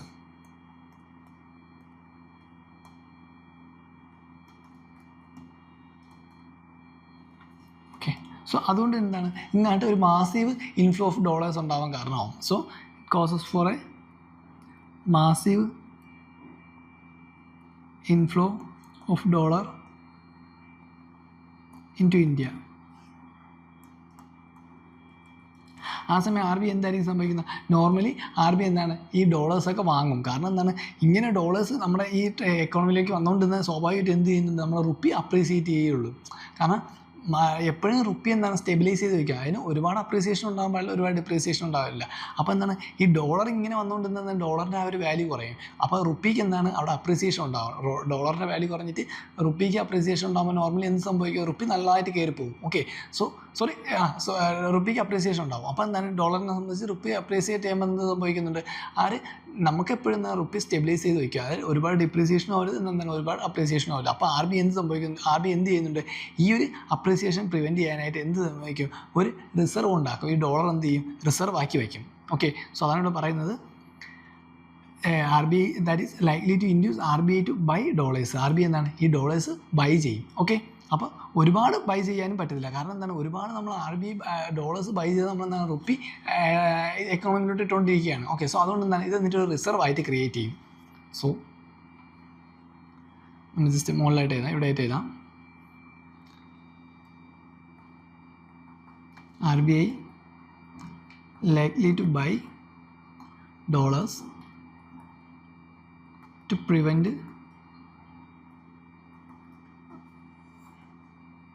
rupee from appreciation. Okay, appreciation too sharply and to build reserves. അപ്പോൾ എന്താണ് ഈ ഡോളേഴ്സ് എന്താണ് ഇങ്ങനെ മാസീവായിട്ട് ഇൻഫ്ലോ ഉണ്ടായിക്കൊണ്ടുവന്നാൽ നമ്മൾ റുപ്പി നന്നായിട്ട് എന്താണ് അപ്രീസിയേറ്റ് ആയിക്കൊണ്ടിരിക്കും. സോ ഇത് തടയാനായിട്ട് ഈ ഒരു അപ്രീസിയേഷൻ കുറയ്ക്കാനായിട്ട് എന്ത് ചെയ്യുന്നുണ്ട്, RBI ഡോളേഴ്സിനെല്ലാം മേടിക്കുന്നുണ്ട്. എന്നിട്ട് എന്താണ് റിസർവ് ആയിട്ടും കൂടെ കീപ്പ് ചെയ്യും. സോ അതാണ് എന്ത് ഇവിടെ പറയുന്നത്. So third statement, if the interest rate of USA and European union follow, അങ്ങനെ ഫോളോ ചെയ്താൽ എന്താവും, നെക്സ്റ്റ് മാർക്കറ്റ് ഇന്ത്യ ആവും. അപ്പോൾ ഇന്ത്യൻ മാർക്കറ്റിലേക്ക് എന്താണ് ഡോളേഴ്സ് ഒരുപാട് ഇൻഫ്ലോ ഉണ്ടാവും. സോ ആ ടൈമിൽ എന്ത് ചെയ്യും, RBI ഈ ഡോളേഴ്സിനെ വാങ്ങിയിട്ട് എന്ത് ചെയ്യും, കാരണം അല്ലെങ്കിൽ എന്താണ് ഡോളേഴ്സ് ഇങ്ങനെ ഇൻഫ്ലോ ഉണ്ടായിക്കൊണ്ടുവന്നാൽ സ്വാഭാവികമായിട്ട് അവിടെ എന്ത് ചെയ്യും, റുപ്പി അപ്രീസിയേറ്റ് ആയിക്കൊണ്ടിരിക്കും. സോ ആ ഒരു അപ്രീസിയേഷൻ ഉണ്ടാവാതിരിക്കാനായിട്ട്, ഒരുപാട് അപ്രീസിയേഷൻ ഉണ്ടാവാതിരിക്കാനായിട്ട് എന്ത് സംഭവിക്കുന്നുണ്ട്, RBI ഈ ഡോളേഴ്സിനെല്ലാം വാങ്ങുന്നു. എന്നിട്ട് എന്ത് ചെയ്യുന്നു, കുറച്ചൊക്കെ എന്താണ് റിസർവ് ആയിട്ടും കൂടെ കീപ്പ് ചെയ്യും. സോ മൂന്നാമത്തെ സ്റ്റേറ്റ്മെൻറ്റ് ശരിയാണ്. അപ്പോൾ ഇവിടെ ആൻസർ വരുന്നത് എന്താണ്, ഓപ്ഷൻ ബി ആയിരിക്കും, 2 and 3 ഓൺലി ആയിരിക്കും. ഓക്കെ, ഒന്നാമത്തെ സ്റ്റേറ്റ്മെൻറ്റ് തെറ്റാൻ കാരണം നമ്മൾ പറഞ്ഞു, കാരണം അത് മാത്രം അറിഞ്ഞാൽ നമുക്ക് ആൻസറിലേക്ക് കിട്ടും. കാരണം എപ്പോഴും ഇൻഫ്ലേഷൻ ആകുമ്പോൾ എന്തായിരിക്കും, RBI എക്കോണമിയിലോട്ട് വീണ്ടും പൈസ ഇടാനായിട്ട് നോക്കത്തില്ല, അവിടെ നിന്ന് എന്താണ് പൈസ തിരിച്ച് വാങ്ങാനേ നോക്കത്തുള്ളൂ. സോ അതുകൊണ്ട് എന്താണ് സെൽ ഗവൺമെൻറ് സെക്യൂരിറ്റീസ് ആയിരിക്കും ഇവിടെ വരുന്നത്. ബൈ എന്നുള്ളത് എന്താണ് ഈ തെറ്റാണ്. അപ്പോൾ അതാണ് മൂന്നാമത്തെ ക്വസ്റ്റ്യൻ ആൻസർ, ഓപ്ഷൻ ബി ആയിരിക്കും വരുന്നത്, 2 and 3 only. Next, with reference to G20 Common Framework, consider the following statement. It is an initiative endorsed by the G20 together with the Paris Club. Second statement, it is an initiative to support low income countries with unsustainable ഡെപ്റ്റ്. അപ്പോൾ ഇതിൽ എന്താണ് G20 common framework? ഓക്കെ, അതുമായിട്ട് related ആയിട്ട് ശരിയായിട്ടുള്ള statement ഏതാണെന്ന് ചോദിച്ചിരുന്നത്. ഇവിടെ ആൻസർ വരുന്നത് എന്താണ്? രണ്ട് സ്റ്റേറ്റ്മെൻറ്റും ശരിയാണ്. ഓക്കെ, ബോത്ത് 1 and 2 ആണ്. അപ്പോൾ G20 കോമൺ ഫ്രെയിംവർക്ക് അല്ലെങ്കിൽ അതിനെന്തെന്ന് പറയുന്നത് ഡെപ്റ്റ് സർവീസിങ് സസ്പെൻഷൻ ഇനിഷ്യേറ്റീവ് എന്നാണ് പറയുന്നത്. ഡെപ്റ്റ് servicing suspension initiative. Okay, DSSI എന്ന് പറയുന്നത്. സോ ഇതെന്താണ്? നവംബർ 2020 കൊണ്ടുവന്നത്. സോ കറണ്ട് അഫയേഴ്സ് റിലേറ്റഡ് ആയിട്ടുള്ളൊരു ക്വസ്റ്റ്യൻ കൂടിയാണ്. Okay, G20 together with Paris club. Okay, so അവിടെയാണ് ഇത് കൊണ്ടുവന്നത്. അപ്പോൾ നവംബർ 2020 ഡെപ്റ്റ് സർവീസിങ് സസ്പെൻഷൻ ഇനിഷ്യേറ്റീവിനെ DSSI G20 കോമൺ ഫ്രെയിംവർക്കിൻ്റെ ഭാഗമായിട്ട് കൊണ്ടുവന്നത്. So it's an initiative endorsed by the G20 together with Paris club. ആ സ്റ്റേറ്റ്മെൻറ്റ് ശരിയാണ് പറയുന്നത്. സെക്കൻഡ് പറയുന്നത് എന്താണ്? It is an initiative to support low income countries with unsustainable ഡെപ്റ്റ്. ഓക്കെ, അതായത് എന്താണ്? ലോ ഇൻകം നമ്മുടെ COVID-19 ടൈമിലൊക്കെ 2019-2020 എന്താണ്? COVID-19 ടൈമാണ്. സോ ഈ ഒരു ടൈമിൽ എന്താണ് ചില ലോ ഇൻകം കൺട്രീസിൽ, അതായത് എന്താണ് ഈ ലോ ഇൻകം കൺട്രീസിനെ സപ്പോർട്ട് ചെയ്യാനായിട്ട്, ഓക്കെ, അതിന് വേണ്ടിയുള്ള ഇനിഷ്യേറ്റീവ് ആയിട്ടാണ് ഇത് പറയുന്നത്. കാരണം ഇവിടെ എന്താണ് അൺസസ്റ്റൈനബിൾ ഡെപ്റ്റ് ആയിട്ട് കിടക്കുന്ന ലോ ഇൻകം കൺട്രീസിന് എന്താണ് അവർ സപ്പോർട്ട് ചെയ്യുക. സോ അതാണ് പറയുന്നത്. സോ ഇത് announced in November 2020 to deal with the issue of unsustainable debt faced by the low income countries. Okay, due to various factors. ആ വേരിയസ് ഫാക്ടറിൽ പ്രധാനപ്പെട്ട ഒരു കാരണം എന്തായിരിക്കും? നമുക്ക് അറിയാം, COVID-19 തന്നെയാണ്. ഓക്കെ, സോ ഈ COVID-19 കാരണം എന്താണ് ഒരുപാട് കൺട്രീസിന് അവരുടെ എന്താണ് അൺസസ്റ്റൈനബിൾ ആയിട്ടുള്ള ഡെപ്റ്റൊക്കെ ഫേസ് ചെയ്യേണ്ടി വന്നിട്ടുണ്ട്. സോ അതുകൊണ്ട് എന്താണ് അത് മാറ്റാനായിട്ടാണ് കൊണ്ടുവന്ന ഒരു പ്രോഗ്രാമാണ് എന്ന് പറയുന്നത് ഈ G20 കോമൺ ഫ്രെയിംവർക്ക് എന്ന് പറയുന്നത്. ഓക്കെ, സോ ആൻസർ എന്താണ്? ഓപ്ഷൻ സി ആണ്. ബോത്ത് 1 and 2 ആണ്. രണ്ട് സ്റ്റേറ്റ്മെൻറ്റ് എന്താണ് ശരിയായിട്ടുള്ള സ്റ്റേറ്റ്മെൻറ്റാണ്. അപ്പോൾ ജസ്റ്റ് എന്താണ് G20 നോക്കുമ്പോൾ, നമ്മളിപ്പോൾ G20 കോമൺ ഫ്രെയിംവർക്ക് നോക്കുമ്പോൾ എന്താണ് G20 എന്നും കൂടെ ജസ്റ്റ് നോക്കുക. G20 ഇമ്പോർട്ടൻ്റ് ആയിട്ടുള്ളൊരു ബോഡിയാണ്. കാരണം എന്താണ് ഏകദേശം 19 കൺട്രീസും അതിൻ്റെ കൂടെ എന്തൊക്കെയുണ്ട്? യൂറോപ്യൻ യൂണിയനും ആഫ്രിക്കൻ യൂണിയനും കൂടെ അടങ്ങിയ ഒരു വലിയ ഒരു ബോഡിയാണ് എന്ന് പറയുന്നത് G20 എന്ന് പറയുന്നത്. അതായത് ഏകദേശം നമ്മളെ ഗ്ലോബൽ GDPയുടെ തന്നെ 85% ഓഫ് ഗ്ലോബൽ GDP, അതുപോലെ 75% ഓഫ് ഗ്ലോബൽ ട്രേഡ്, അതുപോലെ 2/3 of population, global population. Okay, അപ്പോൾ ഇതെല്ലാം എന്താണ് ഈ G20 കൺട്രീസിന് അവകാശപ്പെടാവുന്നതാണ്. കാരണം 85% ഗ്ലോബൽ GDP, 75% ഗ്ലോബൽ ട്രേഡ്, അതുപോലെ എന്താണ് പോപ്പുലേഷൻ്റെ 2/3, ഇത് ഇത്രയും എന്താണ് G20 കൺട്രീസിലുള്ളതാണ്. അപ്പോൾ ആലോചിച്ച് നോക്കുക എത്രയും വലുതാണ്. അല്ലെങ്കിൽ എന്താണ് ഈ ഒരു 19 കൺട്രീസ് പ്ലസ് യൂറോപ്യൻ യൂണിയനും ആഫ്രിക്കൻ യൂണിയനും ചേർന്ന് എന്താണ് അത്രയും വലിയൊരു സംഭാവനയാണ് നമ്മുടെ ഗ്ലോബലിന് കൊടുക്കുന്നത്. കാരണം 85% ഓഫ് ഗ്ലോബൽ GDP എന്ന് പറയുന്നത് ഒരു വലിയ എമൗണ്ട് ആണ്. ദെൻ അതുപോലെ എന്താണ് 75% ഓഫ് ഗ്ലോബൽ ട്രേഡ് നടക്കുന്നുണ്ട്. And also the population is 2/3 ആണ്. ഓക്കെ, വേൾഡ് ടോട്ടൽ പോപ്പുലേഷൻ്റെ 2/3 എവിടെയാണ്? G20 കൺട്രീസിലാണ്. സോ ആൻസർ ഇവിടെ ഏതായിരിക്കും വരുന്നത്? ബോത്ത് 1 and 2 ആണ്. അപ്പോൾ G20 നോക്കുമ്പോൾ എന്താണ് ബാക്കി ഇതുപോലുള്ള ബോഡീസും കൂടെ ജസ്റ്റ് എന്താണ് നോക്കി പോവുക. അതുപോലെ G20യുടെ മറ്റ് ഇനിഷ്യേറ്റീവ്സ് എന്തെങ്കിലും ഉണ്ടെങ്കിൽ അതുകൊണ്ട് എന്താണ് നോക്കുക. നമുക്കിപ്പോൾ കറണ്ട് അഫയേഴ്സ് റിലേറ്റഡ് ആയിട്ടുള്ള എന്തെങ്കിലുമൊക്കെ ഉണ്ടെങ്കിൽ അത് ജസ്റ്റ് എന്താണ് വായിച്ച് ഓടിച്ച് പോവുക. Next, with reference to the Indian economy, what are the advantages of inflation indexed bonds അല്ലെങ്കിൽ IIBs? First statement, government can reduce the coupon rates on its borrowers by way of IIBs. Second statement, IIBs provide protection to the investors from uncertainty regarding inflation. Third statement, the interest received as well as capital gains on IIB are not taxable. അപ്പോൾ എന്താണ് inflation indexed bonds എന്ന് അറിയണം. നമ്മൾ പഠിച്ചിട്ടുണ്ട്. നമ്മളിപ്പോൾ എന്താണ് ഇപ്പോൾ for example ഒരു എക്സാമ്പിൾ എടുക്കാം. 2010 ഒരു 100 രൂപ ഞാൻ കടം മേടിച്ചു. ഓക്കെ, എ എന്ന് പറയുന്ന ആളുടെ നിന്ന് ഞാൻ 100 രൂപ കടം മേടിച്ചു. ഓക്കെ, അന്ന് എനിക്കൊരു ബിരിയാണി കഴിക്കണമായിരുന്നു. സോ 2010 ബിരിയാണിയുടെ വില 100 രൂപയായിരുന്നു. അപ്പോൾ എന്താണ് 2010 ഞാൻ എന്ത് ചെയ്തു? 100 രൂപ കടം മേടിച്ചു, 100 രൂപയ്ക്ക് ബിരിയാണി കഴിച്ചു. എന്ന് ഞാൻ പറഞ്ഞു എന്ത് അടുത്ത വർഷം അല്ലെങ്കിൽ 2012 2 വർഷം കഴിഞ്ഞിട്ട് എന്താണ് ഈ ഒരു പൈസ തിരിച്ചു തരാമെന്ന് പറഞ്ഞു. സോ 2012 ഞാൻ എന്ത് ചെയ്തു? ഈ 100 രൂപ തിരിച്ചു കൊടുക്കുകയാണ്. പക്ഷേ അന്ന് ബിരിയാണിയുടെ വില എന്താണ്? 200 രൂപയാണ്. ഓക്കെ, സോ അന്ന് ബിരിയാണിയുടെ വില 200 രൂപയാണ്. അപ്പോൾ 2010 എനിക്ക് 100 രൂപ കൊണ്ട് ഒരു ബിരിയാണി മേടിക്കാനായിട്ട് പറ്റി. പക്ഷേ ഇന്നെന്താണ് എനിക്ക് 2012 ഞാൻ ആ പൈസ തിരിച്ചു കൊടുക്കുമ്പോൾ ആർക്കാണോ ഞാൻ കൊടുക്കുന്നത്? ഇപ്പോൾ എയിൽ നിന്നാണ് ഞാൻ മേടിച്ചത്. അപ്പോൾ എക്ക് ഞാൻ തിരിച്ച് ഈ പൈസ കൊടുക്കുമ്പോൾ എന്താണ് എക്ക് ഒരു ഹാഫ് ബിരിയാണി മാത്രമേ അവിടെ കഴിക്കാൻ പറ്റുന്നുള്ളൂ. കാരണം ബിരിയാണിക്ക് എത്രയാണ് 200 രൂപയാണ് റേറ്റ് വരുന്നത്. അപ്പോൾ ഞാൻ 100 രൂപ തിരിച്ചു കൊടുത്തത് എന്താണ്, എക്ക് വെറും ഹാഫ് ബിരിയാണി മാത്രമേ കഴിക്കാൻ പറ്റുള്ളൂ ആ ടൈമിൽ. എനിക്ക് 2010 ഒരു ഫുൾ ബിരിയാണി കഴിക്കാൻ പറ്റി എയുടെ പൈസയിൽ നിന്ന്. പക്ഷേ ഞാൻ 2012 തിരിച്ചു കൊടുത്തപ്പോൾ എക്ക് എന്താണ് ഒരു ഹാഫ് ബിരിയാണി മാത്രമേ ഇവിടെ കഴിക്കാൻ പറ്റുന്നുള്ളൂ. സോ അപ്പോൾ എക്ക് നഷ്ടമാണോ ലാഭമാണോ വരുന്നത്? കാരണം ഇൻഫ്ലേഷൻ കൂടുമ്പോൾ എന്താണ് നമുക്കറിയാം, എക്കോണമിയിൽ എന്താണ് ഇൻഫ്ലേഷൻ കൂടിക്കൊണ്ടേയിരിക്കും. അപ്പോൾ ആ ടൈമിൽ എന്താണ് 100 രൂപ കിടന്ന ബിരിയാണിക്ക് 200 രൂപയായി, ഇൻഫ്ലേഷൻ കൂടി. സോ ആ ഒരു ടൈമിൽ എക്ക് എന്താണ് 100 രൂപ എനിക്ക് തന്നിട്ട് ഞാൻ തിരിച്ച് 100 രൂപ തന്നെ എടുക്കുമ്പോൾ എന്താണ് ആ ഒരു ടൈമിൽ ആ 100 രൂപ കിട്ടിയോണ്ട് നഷ്ടമാണ്. ഓക്കെ, സോ അതുകൊണ്ട് എന്താണ് ഈ ഒരു ടൈമിൽ അല്ലെങ്കിൽ ഈ ഒരു നമുക്ക് ആരാണോ ലെൻഡ് ചെയ്യുന്നത് ഒക്കെ അവർക്ക് എന്താണ് ഈ ഒരു നഷ്ടം കുറയ്ക്കാനായിട്ട് നോർമലി നമ്മൾ ചെയ്യുന്നൊരു കാര്യമാണ് എന്ത്, ഇൻഫ്ലേഷൻ ഇൻഡെക്സ് ചെയ്തുള്ള ബോണ്ട്. അപ്പോൾ പറയും എന്താണ് 2010 ഞാൻ നിനക്ക് 100 രൂപ തരാം, പക്ഷേ 2 വർഷം കഴിഞ്ഞിട്ട് എന്താണ് ഇൻഫ്ലേഷനൊക്കെ ഉണ്ടാവാൻ ചാൻസ് ഉണ്ട് എക്കോണമിയിൽ, അതുകൊണ്ട് നീ എന്ത് ചെയ്യണം, എനിക്ക് 200 രൂപയായിട്ട് തിരിച്ച് തന്നിട്ടേ കാര്യമുള്ളൂ, അങ്ങനെയാണെങ്കിൽ ഞാൻ എന്താണ് ഇപ്പോൾ നിനക്ക് പൈസ തരാമെന്ന് പറയും. സോ അതാണ് എന്ത് ഇവിടെ ഇൻഫ്ലേഷൻ ഇൻഡെക്സ് എന്ന് പറയുന്നത്. അത് ജസ്റ്റ് ഒരു സിമ്പിൾ കൺസെപ്റ്റായിട്ട് നമ്മൾ പറഞ്ഞു. അപ്പോൾ എന്ത് ചെയ്യും, ഓക്കെ ഞാനത് സമ്മതിക്കാം. അപ്പോൾ 2010 എന്താണ് 100 രൂപ മേടിക്കുന്നു, അന്നപ്പോൾ എന്താണ് ഞാൻ ഒരു ബിരിയാണി മേടിക്കുന്നു എന്ന് ഞാൻ പറഞ്ഞു. 2012 200 രൂപയായിട്ട് തിരിച്ചു തരാം. അപ്പോൾ 2012 ഞാൻ 200 രൂപയായിട്ട് തിരിച്ചു കൊടുക്കുമ്പോൾ എന്താണ് അന്ന് ബിരിയാണിയുടെ റേറ്റ് 200 രൂപയാണ്. അപ്പോൾ ഏക്ക് എന്താണ് അന്ന് 200 രൂപയ്ക്ക് ഒരു ബിരിയാണി മേടിക്കാൻ പറ്റും. സോ അവിടെ എന്താണ് നഷ്ടം വരുന്നില്ല. കാരണം രണ്ടുപേർക്കും എന്താണ് ഞാൻ 2010 100 രൂപയ്ക്ക് 100 രൂപ മേടിച്ചു, അന്നൊരു ബിരിയാണി മേടിച്ചു. ഏക്ക് എന്താണ് 2012 ഞാൻ ഏക്ക് പൈസ തിരിച്ചു കൊടുത്തപ്പോൾ എന്താണ് സ്വാഭാവികമായിട്ടും പുള്ളിക്കും എന്ത് ചെയ്യാം 200 രൂപയ്ക്ക് ഒരു ബിരിയാണി മേടിക്കാനായിട്ട് പറ്റും. അപ്പോൾ എന്താണ് ഏക്ക് അവിടെ നഷ്ടം വരുന്നില്ല. സോ അങ്ങനെ നമുക്ക് ആരാണോ ലെൻഡ് ചെയ്യുന്നത് അവർക്ക് നഷ്ടം വരാത്ത രീതിക്ക് ഇൻഫ്ലേഷൻ അഡ്ജസ്റ്റ് ചെയ്ത് എന്താണ് ഒരു എമൗണ്ട് ചെയ്യുക, അതാണ് ഇവിടെ പറയുന്നത്. ഓക്കെ, സോ ഇനി നമുക്ക് ക്വസ്റ്റ്യനിലേക്ക് പോവാം.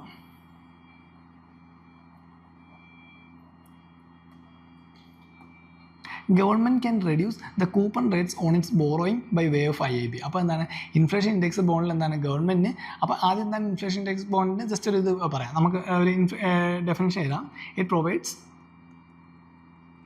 A continuous return to investors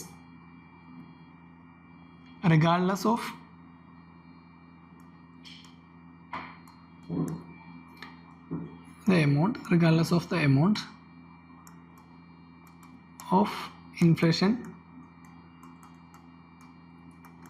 in the economy. Okay, so it provides a continuous return to investors regardless of the amount of inflation in the economy. എക്കോണമിയിൽ ആ ഇൻഫ്ലേഷൻ regardless ആയിട്ട് എന്താണ് അവർക്ക് എമൗണ്ട് കറക്റ്റായിട്ട് കിട്ടും. ഓക്കെ, സോ അതാണെന്ത് നമ്മൾ പറഞ്ഞു inflation index bonds എന്ന് പറയുന്നത്. ഇനി ഫസ്റ്റ് സ്റ്റേറ്റ്മെൻറ്റ് എന്ന് പറഞ്ഞാൽ government can reduce the coupon rates on its borrowing by ways of IABs. Okay, government എന്ത് ചെയ്യും കൂപ്പൺ റേറ്റ്സ് റെഡ്യൂസ് ചെയ്യാനാണ് പറയുന്നത്. ഇൻഫ്ലേഷൻ ഇൻഡെക്സ് ബോണ്ട്സ് എന്താണ് government can reduce the coupon rates on its borrowing by way of IABs. അപ്പോൾ അതെന്താണ് ശരിയായിട്ടുള്ള statement ആണ്. കാരണം എന്താണ് ഗവൺമെൻറ്റ്സിന് അങ്ങനെ ചെയ്യാനായിട്ട് പറ്റും, ഗവൺമെൻറ്റ്സിന് എന്താണ് അങ്ങനെ റെഡ്യൂസ് ചെയ്യാനായിട്ട് പറ്റും. കാരണം IABs എന്ന് വെച്ചാൽ it offer protection against inflation, inflation against ആയിട്ട് പ്രൊട്ടക്ഷൻ കൊടുക്കുന്നതാണ് പറഞ്ഞത്. So it offers protection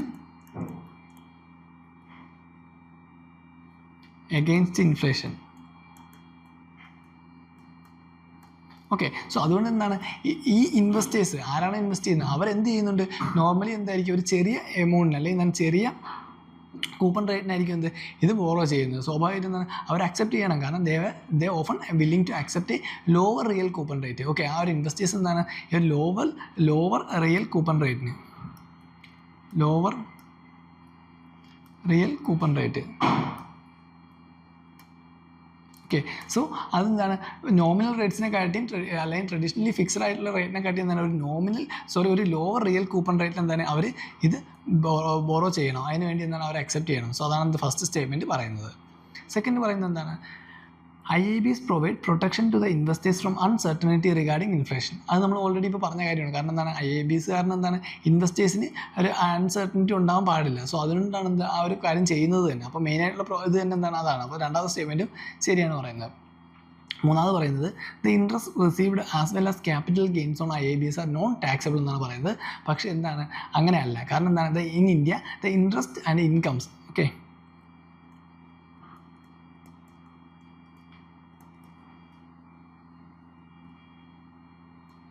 interest and capital gain from IABs are generally taxable. Okay, so നമ്മുടെ ഇപ്പോഴത്തെ as per the income tax ലാ അനുസരിച്ച് ഇൻകം ടാക്സ് ലാ അനുസരിച്ച് എന്താണ് interest and capital gain from the IABs generally taxable ആയിരിക്കും. Okay, so അതാണ് എന്ത് മൂന്നാമത്തെ സ്റ്റേറ്റ്മെൻറ്റ് പറയുന്നത്. അപ്പോൾ എന്താണ് ഇവിടെ നോൺ ടാക്സബിൾ എന്ന് പറഞ്ഞേക്കുന്നത് തെറ്റാണ്. സോ ആൻസർ അപ്പോൾ ഏതായിരിക്കും വരുന്നത്? ഓപ്ഷൻ എ ആയിരിക്കും. 1 and 2 ഓൺലി ആയിരിക്കും. മൂന്നാമത്തെ സ്റ്റേറ്റ്മെൻറ്റ് എന്താണ് തെറ്റാണ്. കാരണം interest received as well as the capital gains, gain ചെയ്യുന്ന ക്യാപിറ്റൽ അതുപോലെ എന്താണ് ഇൻട്രസ്റ്റ്, നമുക്ക് കിട്ടുന്ന ഇൻട്രസ്റ്റും എന്താണ് രണ്ടും ജനറലി ടാക്സബിൾ ആയിരിക്കും. ഓക്കെ, നോൺ ടാക്സബിൾ എന്ന് പറയുന്നത് തെറ്റാണ്. കാരണം നമ്മുടെ ഇപ്പോഴത്തെ ഇൻകം ടാക്സ് ലാ പ്രകാരം എന്താണ് ഇത് രണ്ടും ടാക്സബിൾ ആണ്. ഓക്കെ, സോ അതാണ് അഞ്ചാമത്തെ ക്വസ്റ്റിൻ്റെ ആൻസർ വരുന്നത്. ഓപ്ഷൻ എ ആയിരിക്കും റൈറ്റ് ആൻസർ വരുന്നത്. Next 6, with reference to foreign owned e-commerce firms operating in India, which of the following statement are correct? First statement, they can sell their own goods in addition to offering their platforms as marketplaces.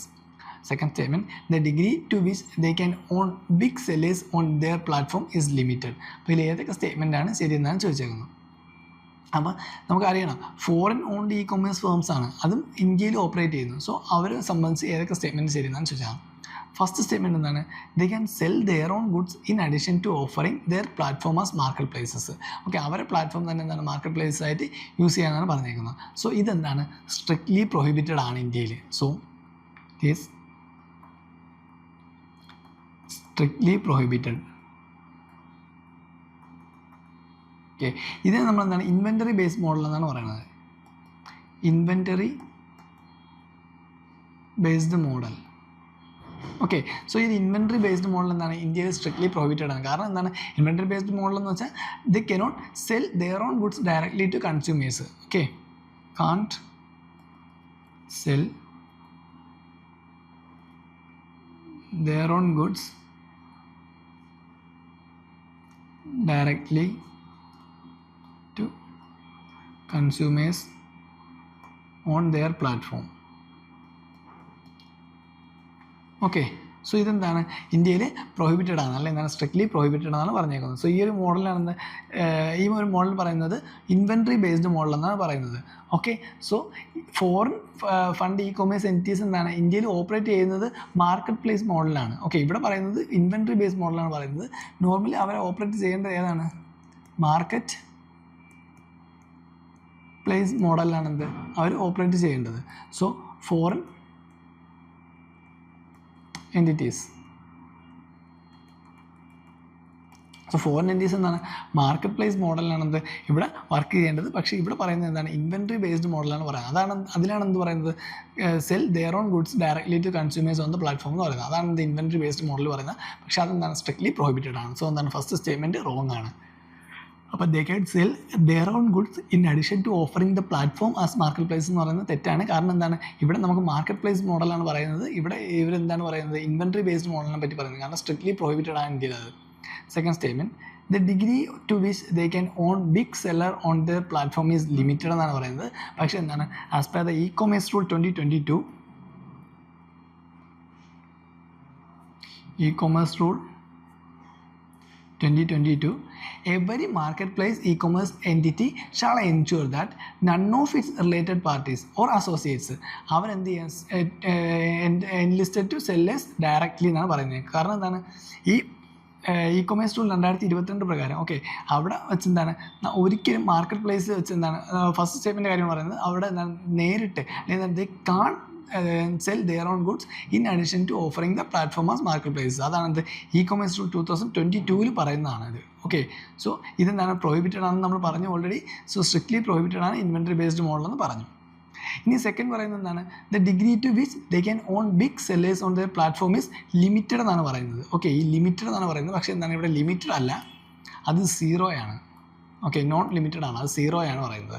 So second statement wrong ആണ്. അപ്പോൾ answer എന്തായിരിക്കും option D ആണ് പറയുന്നത്. അപ്പോൾ just എന്താണ് ഈ question നോക്കുമ്പോൾ എന്താണ് e-commerce റൂളിനെ പറ്റി ജസ്റ്റ് നോക്കുക. അതുപോലെ എന്താണ് ഫോറിൻ ഓൺഡ് e-commerce ഫേംസ് ഇന്ത്യയിൽ ഓപ്പറേറ്റ് ചെയ്യുമ്പോൾ ചെയ്യേണ്ട കാര്യങ്ങൾ അതിനെപ്പറ്റിയൊക്കെ എന്താണ് ജസ്റ്റ് ഒന്ന് ഒരു ബേസ് ആയിട്ടുള്ളൊരു നോളജ് ഉണ്ടാക്കി എടുക്കുക. ഓക്കെ, സോ ഇന്ത്യ ഫോളോ ചെയ്യുന്നത് എന്താണ് ഇൻവെൻ്ററി ബേസ്ഡ് മോഡലല്ല, പകരം മാർക്കറ്റ് പ്ലേസ് മോഡലാണ് പറയുന്നത്. Okay, foreign entities market place മോഡലാണ് എന്ത് വർക്ക് ചെയ്യേണ്ടതെന്നാണ് പറയുന്നത്. സോ അതാണ് ആറാമത്തെ ക്വസ്റ്റ്യൻ ആൻസർ വരുന്നത് ഓപ്ഷൻ ഡി ആണ്. നെയ്തർ 1 nor 2 ആയിരിക്കും. Which of the following activities constitute a real sector in the economy? So, എക്കോണമിയിലെ റിയൽ സെക്ടർ എന്നൊക്കെയാണ് ചോദിച്ചേക്കുന്നത്. Farmers harvesting their crops, textile mills converting raw cotton into fabrics, a commercial bank lending money to a trading company, A corporate body issuing rupee denominated bonds overseas. അപ്പോൾ ഇതിൽ ഏതൊക്കെയാണ് real sector in the economy എന്നാണ് ചോദിച്ചിരുന്നത്. അപ്പോൾ എന്താണ് real sector എന്ന് വെച്ചാൽ? Real sector എന്ന് വെച്ചാൽ നമ്മുടെ എക്കോണമിയിൽ ഗുഡും സർവീസും പ്രൊഡ്യൂസ് ചെയ്യുന്ന ആ ഒരു സെക്ടർ. ഓക്കെ, അതായത് part of economy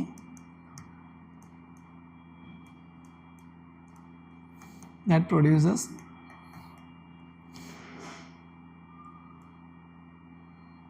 goods and services. Okay, so എക്കോണമിയുടെ പാർട്ടാണ് and that produces goods and services. അതാണ് ഇത് റിയൽ സെക്ടർ എന്ന് പറയുന്നത്. അപ്പോൾ നമുക്ക് ഇതിൽ ഓരോന്നായിട്ട് നോക്കാം. Farmers harvesting their crops. Farmers എന്താണ് ക്രോപ്സ് ഹാർവെസ്റ്റ് ചെയ്യുന്നത്? ഇത് ഏത് സെക്ടറിൽ വരുന്നതാണ്? നമുക്കറിയാം ഫാമേഴ്സ് ക്രോപ്സ് ഹാർവെസ്റ്റ് ചെയ്യുന്നത് പ്രൈമറി സെക്ടറിൽ വരുന്നതാണ്. പ്രൈമറി സെക്ടറിൽ വരുന്നതാണ്. സോ ഇതുകൊണ്ട് എന്താണ് അവിടെ ഒരു ഫിസിക്കൽ ഗുഡ്സ് പ്രൊഡ്യൂസ് ചെയ്യുന്നുണ്ട്. Produce physical goods. സോ അതുകൊണ്ട് അത് റിയൽ സെക്ടറിൽ വരുന്നതാണ്. Next, textile mills converting raw cotton into fabrics. അത് നമുക്കറിയാവുന്നതാണ് എന്ത് സെക്കൻഡറി സെക്ടറിൽ വരുന്ന ഒരു പ്രോസസ്സാണ്. Secondary sector. ഓക്കെ, കാരണം എന്താണ് textile mills converting raw cotton എന്താണ് ഫാബ്രിക്സ് ആയിട്ട് മാറ്റുകയാണ്. അപ്പോൾ എന്താണ് അതും സെക്കൻഡറി സെക്ടറിൽ വരുന്നതിന് അവിടെ എന്ത് ചെയ്യുന്നുണ്ട്? ഒരു ഫിനിഷ്ഡ് ഫിസിക്കൽ പ്രൊഡക്റ്റ് കിട്ടുന്നുണ്ട്. ഓക്കെ, സോ അത് എന്തായാലും നമുക്ക് റിയൽ സെക്ടറിൽ ഇൻക്ലൂഡ് ചെയ്യാം. സോ 1 and 2 ഉള്ള ഓപ്ഷൻസ് എയും ഡിയും മാത്രമാണ്. ഇനി മൂന്നാമത്തെ സ്റ്റേറ്റ്മെൻറ്റ് നോക്കി. A commercial bank lending money to a trading company. Commercial bank എന്താണ് ഒരു ട്രേഡിംഗ് കമ്പനിക്ക് മണി ലെൻഡ് ചെയ്യുകയാണ്. അപ്പോൾ അത് ഫിസിക്കൽ ഇതിൽ വരുന്നുണ്ടോ, അല്ലെങ്കിൽ എന്താണ് അവിടെ ഒരു ഫിസിക്കൽ പ്രോഡക്റ്റ് ഉണ്ടാക്കി എടുക്കുന്നുണ്ടോ എന്ന് നമ്മൾ നോക്കുക. കാരണം കൊമേഴ്ഷ്യൽ ബാങ്ക് ലെൻഡിങ് മണിയാണ്, ഒരു ട്രേഡിംഗ് കമ്പനിക്ക് മണി ലെൻഡ് ചെയ്യുകയാണ്. അവിടെ എന്താണ് വരുന്നത്? ഒരു ഫിനാൻഷ്യൽ ട്രാൻസാക്ഷനാണ് വരുന്നത്. ഓക്കെ, അല്ലാതെ എന്താണ് ഫിസിക്കൽ പ്രൊഡക്ഷൻ ഉണ്ടാകുന്നില്ല. പകരം എന്താണ് ഒരു ഫിനാൻഷ്യൽ ട്രാൻസാക്ഷൻ മാത്രമേ അവിടെ ഉണ്ടാകുന്നുള്ളൂ. സോ അതുകൊണ്ട് എന്താണ് അത് ഇതിൽ വരുന്നില്ല. സോ അതെന്താണ് റിയൽ സെക്ടറിൽ വരുന്നില്ല. കാരണം എന്താണ് ഫിനാൻഷ്യൽ സെക്ടറിൽ ഇൻവോൾവ് ആയിട്ടുള്ള കാര്യമാണ് എന്ത് ഈ commercial banks lending money to trading companies എന്ന് പറയുന്നത്. സോ അത് വരത്തില്ല. Then a corporate body issuing rupee denominated bonds overseas. അതും എഗെയിൻ എന്താണ് ഒരു ഫിനാൻഷ്യൽ സെക്ടറുമായിട്ട് റിലേറ്റ് ആയിട്ടുള്ളതാണ്. സോ അതും എന്താണ് ഇതിൽ വരത്തില്ല. സോ ആൻസർ വരുന്നത് എന്താണ് ഓപ്ഷൻ എയും, അതായത് 1 and 2 മാത്രമായിരിക്കും. ഓപ്ഷൻ എ ആയിരിക്കും വരുന്നത്. ഓക്കെ, കാരണം മറ്റ് രണ്ടും എന്താണ് ഫിനാൻഷ്യൽ സെക്ടറുമായിട്ട് റിലേറ്റ് ആയിട്ടുള്ളതാണ്. ഫിനാൻഷ്യൽ സെക്ടറുമായിട്ട് റിലേറ്റ് ആയില്ല. അപ്പോൾ റിയൽ സെക്ടർ എന്ന് പറയുമ്പോൾ അവിടെ എന്താണ് ഒരു പ്രൊഡക്ഷൻ നടക്കുന്നത്. കാരണം പ്രൊഡക്ഷൻ സെക്ടറാണ് ഏതെന്ന് പറയുന്നത് റിയൽ സെക്ടർ എന്ന് പറയുന്നത്. അല്ലെങ്കിൽ എന്താണ് ഫിനാൻഷ്യൽ സൈഡ് വരുമ്പോൾ അവിടെ എന്താണ് നോർമൽ എക്കോണമി കാര്യങ്ങളൊക്കെയാണ് എന്ത് അതുമായിട്ട് റിലേറ്റ് ആയിട്ട് വരുന്നത്. സോ അതുകൊണ്ട് എന്താണ് 3ഉം 4ഉം എന്താണ് വരുന്നത് ഫിനാൻഷ്യൽ സെക്ടറിലാണ് വരുന്നത്. ഇവിടെ 1 and 2 ഏതിലാണ് വരുന്നത്? അത് റിയൽ സെക്ടറിലായിരിക്കും വരുന്നത്. കാരണം അവിടെ എന്താണ് production of physical goods happening ആവുന്നുണ്ട്. സോ ഇവിടെ ആൻസർ വരുന്നത് ഓപ്ഷൻ എ ആയിരിക്കും. 1 and 2 ഓൺലി ആയിരിക്കും. അതാണ് 7ാമത്തെ question. Next 8. Which one of the following situations best reflects indirect transfer often talked about in the media recently with reference to India? So again current affairs related ആയിട്ടുള്ള അതുപോലെ എന്താണ് indirect transfer നമുക്ക് economy related ആയിട്ടുള്ള ഒരു കൺസെപ്റ്റാണ്. അപ്പോൾ ഏതാണ് answer നോക്കാം. An Indian company investing in a foreign enterprise and paying taxes to the foreign company on the profit arising out of the investment. Second statement, a foreign company investing in India and paying taxes to the country of its base on the profit arising out of its investment. C.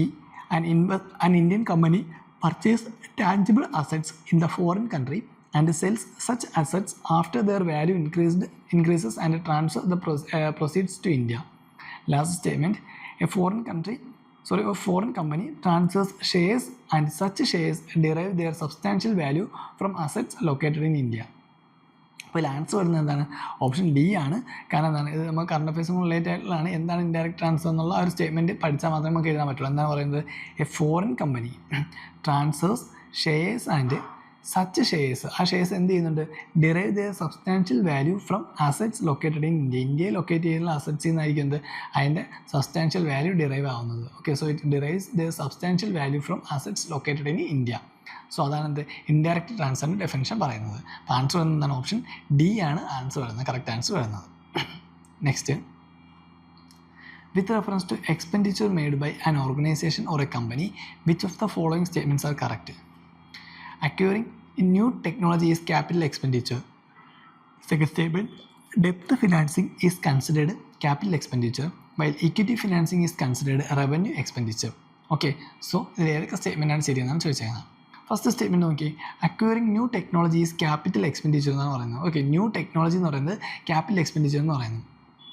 അത് ശരിയായിട്ടുള്ള സ്റ്റേറ്റ്മെൻറ്റാണ്. കാരണം നമുക്കറിയാവുന്നതാണ് capital expenditure എന്ന് വെച്ചാൽ എന്തായിരിക്കും, അതായത് നമുക്കെന്താണ് അതുകൊണ്ട് പിന്നീട് ഉപയോഗം ഉണ്ടാവണം. ആ ഒരു ക്യാപിറ്റൽ കൊണ്ട് നമുക്കെന്താണ് ഉപയോഗം ഉണ്ടാവണം. സോ ഇവിടെ ന്യൂ ടെക്നോളജി എന്ന് പറയുന്നത് എന്താണ്, നോർമലി ക്യാപിറ്റലാണ് വരുന്നത്. ഓക്കെ, അപ്പോൾ അതുകൊണ്ട് എന്താണ് അത് ക്യാപിറ്റൽ എക്സ്പെൻഡിച്ചറിലാണ് വരുന്നത്. സോ ക്യാപിറ്റൽ എക്സ്പെൻഡിച്ചർ എന്ന് വെച്ചാൽ fund used by company to acquire or upgrade physical assets. Physical assets എന്ന് വെച്ചാൽ എന്തൊക്കെ വേണമെങ്കിൽ ആവാം, പ്രോപ്പർട്ടി ആവാം, ടെക്നോളജി ആവാം. സോ ഇതിനൊക്കെയാണ് എന്ന് പറയുന്നത് ക്യാപിറ്റൽ എക്സ്പെൻഡിച്ചർ നമ്മൾ പറയുന്നത്. ഇതൊക്കെയാണ് എൻ്റെ ക്യാപിറ്റൽ എക്സ്പെൻഡിച്ചർ പറയുന്നത്. So acquiring new technology is capital expenditure. അപ്പോൾ എന്താണ് fund used by company to acquire or upgrade physical assets like property, technology. അപ്പോൾ ഇതൊക്കെയാണ് എന്ന് പറയുന്നത് ക്യാപിറ്റൽ എക്സ്പെൻഡിച്ചർ വരുന്നത്. സോ ന്യൂ ടെക്നോളജി ചെയ്യുന്നത് അല്ലെങ്കിൽ എന്താണ് അക്വയർ ചെയ്യുന്നത് എന്തായിരിക്കും, അത് ക്യാപിറ്റൽ എക്സ്പെൻഡിച്ചറിൽ വരുന്നതാണ്. ശരിയാണ്. നെക്സ്റ്റ് പറയുന്നത് ഡെപ്റ്റ് financing is considered capital expenditure while equity financing is considered revenue expenditure എന്നാണ് പറയുന്നത്. ഈ ഒരു സ്റ്റേറ്റ്മെൻറ്റ് എന്താണ് റോങ് ആണ്. കാരണം ഡെപ്റ്റ് ഫിനാൻസിങ് ആയാലും അതുപോലെ എന്താണ് ഇക്വിറ്റി ഫിനാൻസിങ് ആയാലും, ഓക്കെ, ബോത്ത് ഡെപ്റ്റ് ആൻഡ് ഇക്വിറ്റി ഫിനാൻസിങ് ഇതെന്താണ് ക്യാപിറ്റൽ റേസ് ചെയ്യുന്ന ഒരു മെത്തേഡാണ്. It's a method to raise capital. Okay, capital raise ചെയ്യുന്നൊരു മെത്തേഡാണ്, അല്ലാണ്ട് എന്താണ് അത് എക്സ്പെൻഡിച്ചർ അല്ല. So it's not an expenditure, not expenditure. Okay, expenditure അല്ല, പകരം എന്താണ് it's a method to raise ക്യാപിറ്റലാണ്. സോ അതുകൊണ്ട് എന്താണ് രണ്ടാമത്തെ സ്റ്റേറ്റ്മെൻറ്റ് റോങ് ആണ്. അപ്പോൾ ആൻസർ എന്നതായിരിക്കും ഓപ്ഷൻ എ ആയിരിക്കും, വൺ ഓൺലി മാത്രമായിരിക്കും റൈറ്റ് ആൻസർ എന്ന് പറയുന്നത്. Next 10th question. With reference to the Indian economy consider the following statements. A share of the household financial savings goes towards government borrowings. Second statement, dated securities issued at market-related rates in auctions form a large component of internal debt. അപ്പോൾ ഇതിൽ ഏതൊക്കെ സ്റ്റേറ്റ്മെൻറ്റാണ് ശരിയെന്നാണ് ചോദിച്ചിരുന്നത്. Okay, again ഇവിടെ രണ്ട് statement എന്താണ് ശരിയാണ്. Okay, അതായത് a share of the household financial savings goes towards government borrowings. Second statement പറയുന്നത് dated securities issued at market related rates in auctions form a large component of internal ഡെപ്റ്റ്. Okay, അപ്പോൾ രണ്ട് statement എന്താണ് ശരിയാണ് പറയുന്നത്. So again economy related ആയിട്ടുള്ള question ആണ് വരുന്നത്. അപ്പോൾ ഫസ്റ്റ് സ്റ്റേറ്റ്മെൻറ്റ് നോക്കി, ഹൗസ് ഹോൾഡ് ഫിനാൻഷ്യൽ സേവിങ്സ് ഇതെന്താണ് ഗവൺമെൻറ് ബോറോയിങ്സിൽ പോകുന്നതാണ് പറയുന്നത്. അപ്പോൾ നമുക്ക് നോക്കാം. ഹൗസ് ഹോൾഡ് ഫിനാൻഷ്യൽ സേവിങ്സ്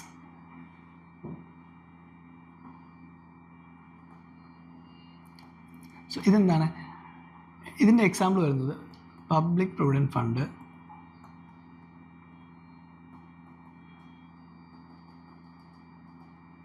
അതുപോലെ തന്നെ national saving certificate. Okay, so ഇതെല്ലാം ഇപ്പോൾ പബ്ലിക് പ്രൊവിഡൻറ്റ് ഫണ്ട് ആയാലും അതുപോലെ എന്താണ് നാഷണൽ സേവിങ് സർട്ടിഫിക്കറ്റ് ആയാലും ഇതെല്ലാം എന്താണ് ഹൗസ് ഹോൾഡ് ഫിനാൻഷ്യൽ സേവിങ്സിൽ ഇൻക്ലൂഡ് ആവുകയാണ്. So A share of the household financial savings goes towards the government borrowings. അപ്പോൾ എന്താണ് ഈ ഒരു സ്റ്റേറ്റ്മെൻറ്റ് ശരിയാണ് പറയുന്നത്. കാരണം government uses small saving funds, government uses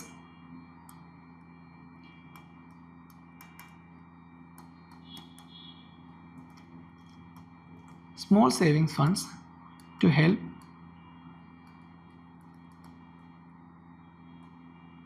finance its fiscal deficit. Okay, so government uses the small saving funds to help finance its fiscal deficit. So ഈ fiscal deficit help ചെയ്യാനായിട്ട് എന്താണ് സ്മോൾ ഫണ്ട്സ് യൂസ് ചെയ്യുന്നത് പറയുന്നത്, അതിനാണ് എന്തെന്ന് പറയുന്നത് borrowings എന്ന് പറയുന്നത്. So it is called borrowing. So അതിനെന്താണ് നമുക്ക് ബോറോയിങ് ആയിട്ട് കൺസിഡർ ചെയ്യാം. സോ അതുകൊണ്ട് എന്താണ് ഫസ്റ്റ് സ്റ്റേറ്റ്മെൻറ്റ് ശരിയാവുന്നുണ്ട്. സെക്കൻഡ് പറയുന്നത് എന്താണ് dated securities issued at A market related rates in auctions form large components of internal ഡെപ്റ്റ്. ഓക്കെ, അപ്പോൾ ഇൻറ്റേർണൽ ഡെപ്റ്റ് ഓഫ് ഇന്ത്യൻ ഗവൺമെൻറ് പറയുന്നത് എന്താണ് internal ഡെപ്റ്റ് of Indian government, internal ഡെപ്റ്റ്. So ഇത് വരുന്നത് എന്താണ് പ്രൈമറി ഓഫ് മാർക്കറ്റ് ബോറോയിങ്സ്, അതുപോലെ എന്താണ് നമ്മൾ ഡേറ്റഡ് സെക്യൂരിറ്റി, ട്രഷറി ബിൽസ്, ഇതിനൊക്കെയാണ് എന്ത് ഇന്ത്യൻ ഡെപ്റ്റ്സ് മെയിനായിട്ട് വരുന്നത്. സോ ഇവിടെ പറയുന്നത് dated securities issued at market related rates. Okay in auctions form a large components of internal ഡെപ്റ്റ്. അപ്പോൾ എന്താണ് നമ്മുടെ ഇന്റേണൽ ഡെപ്റ്റിൻ്റെ ഒരു പ്രധാനപ്പെട്ട കോമ്പണൻ എന്ന് പറയുന്നത് എന്താണ് dated securities issued at market related rates അല്ലെങ്കിൽ എന്താണ് ഇത് ഓപ്ഷൻ ചെയ്യുന്നത്. സോ ഇതാണ് എന്ത് ഏറ്റവും കൂടുതൽ ഇന്റേണൽ ഡെപ്റ്റിന് കാരണമെന്നാണ് പറഞ്ഞത്. സോ ആ ഒരു സ്റ്റേറ്റ്മെൻറ്റ് എന്താണ് ശരിയാണ്. കാരണം എന്താണ് ഈ നമ്മുടെ മാർക്കറ്റ് ബോറോയിങ്സ് ഒക്കെ ഡേറ്റഡ് സെക്യൂരിറ്റീസ് വഴിയും അതുപോലെ ട്രഷറി ബിൽസ് വഴിയൊക്കെ എന്താണ് മാർക്കറ്റ് ബോറോയിങ്സ് ചെയ്യുമ്പോൾ അതാണ് എന്ത് നമുക്ക് ഏറ്റവും കൂടുതൽ ഡെപ്റ്റ് ക്രിയേറ്റ് ചെയ്യുന്നത് ഇന്റേണൽ ഡെപ്റ്റ് ക്രിയേറ്റ് ചെയ്യുന്നത്. സോ ആ ഒരു സ്റ്റേറ്റ്മെൻറ്റ് എന്താണ് ശരിയാണ്. ഓക്കെ ഇതെല്ലാം ഗവൺമെൻറ് ലയബിലിറ്റീസ് പോകുന്നതാണ്. അപ്പോൾ അതുകൊണ്ട് എന്താണ് ഈ ഒരു സ്റ്റേറ്റ്മെൻറ്റ് ശരിയാണ്. അപ്പോൾ അതുകൊണ്ടാണ് എന്ത് ആൻസർ വരുന്നത് ഓപ്ഷൻ സി ആയിരിക്കും. ബോത്ത് 1 and 2 ആയിരിക്കും. Next 11 consider the following statement. Pursuant to the report to H. N. Sanyal Committee, the Contempt of Court Act 1971 was passed. Second statement, the Constitution of India empowers the Supreme Court and the High Courts to punish for contempt of themselves.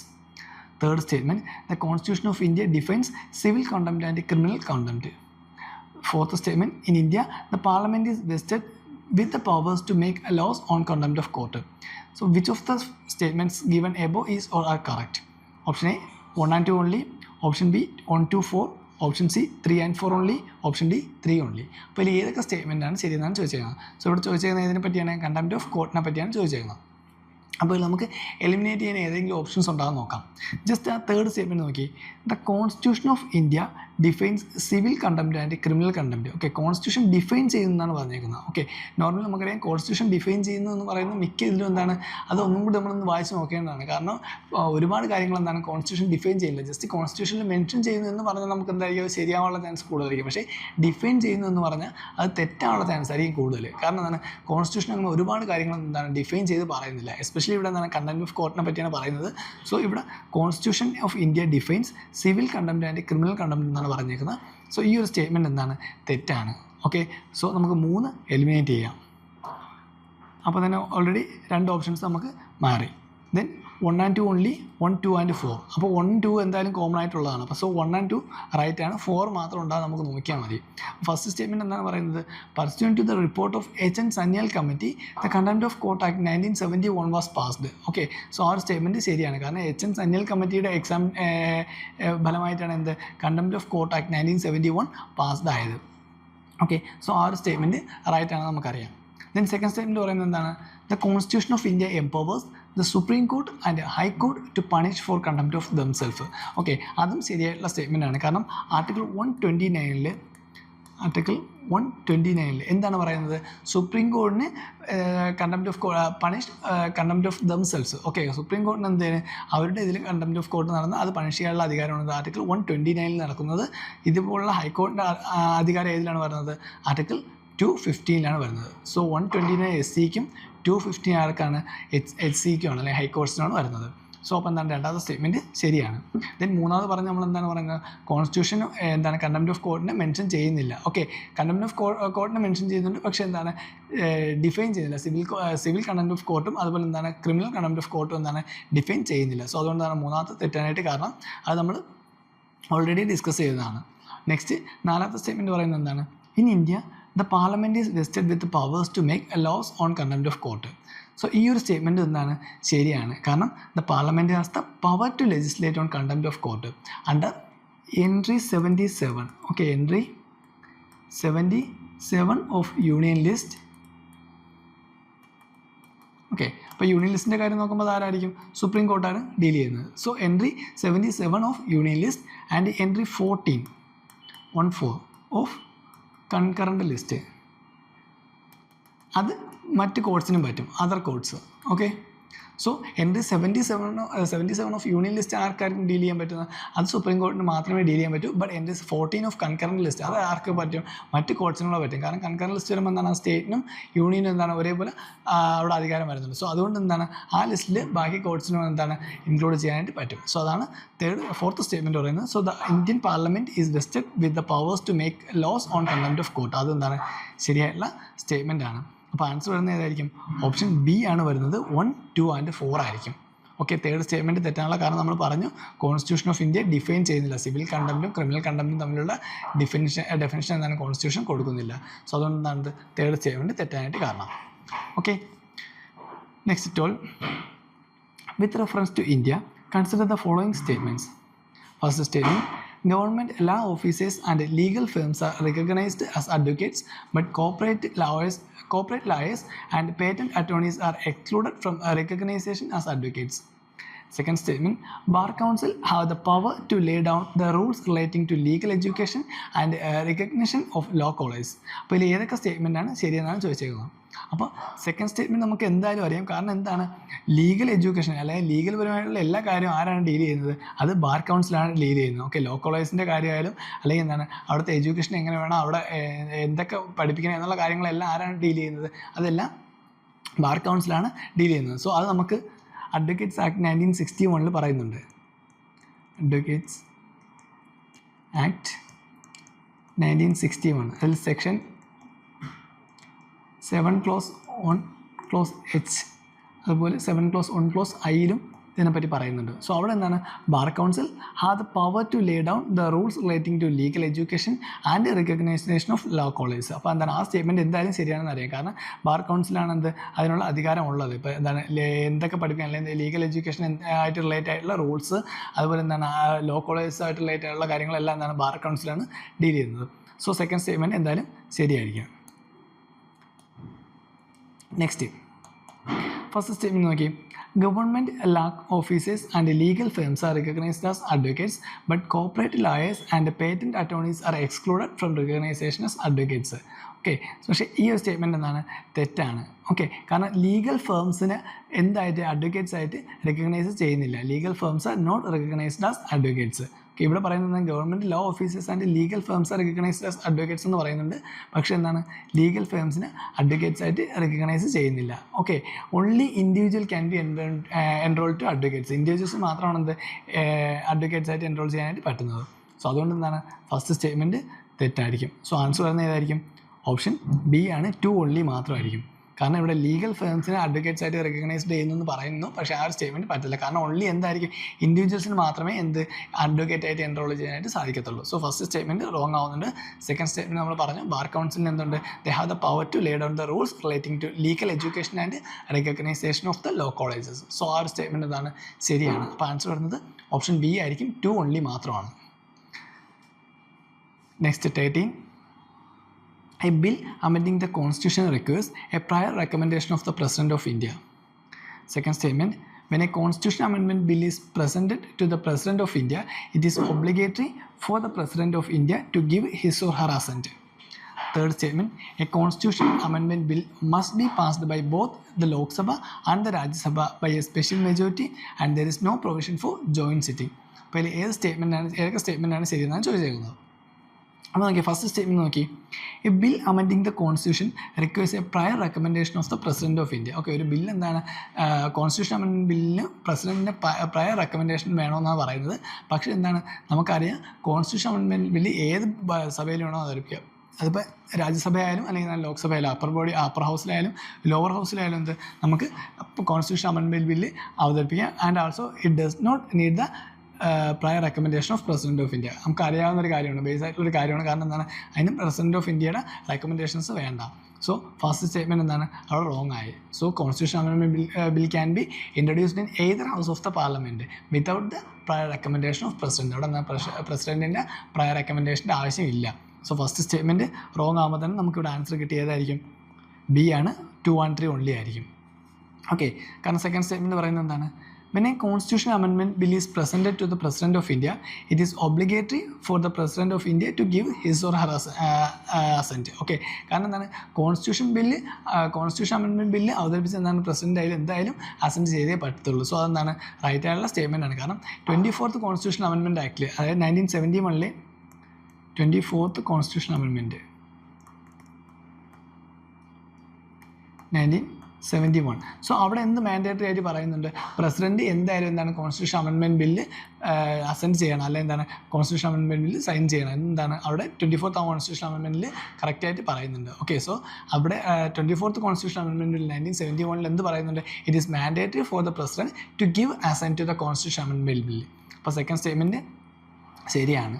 Okay, next, a constitutional amendment bill must be passed by both the Lok Sabha and the Rajya Sabha by a special majority and there is no provision for joint sitting. Okay, again right ആയിട്ടുള്ള statement ആണ്. കാരണം എന്താണ്, constitution amendment ബില്ലെന്ന് വെച്ചാൽ എന്താണ്, അത് both രാജ്യസഭയും ലോക്സഭയും എന്താണ് pass ചെയ്യണം with special majority. Okay, ഒരു സ്പെഷ്യൽ മെജോറിറ്റിയിൽ പാസ് ചെയ്യുകയും വേണം.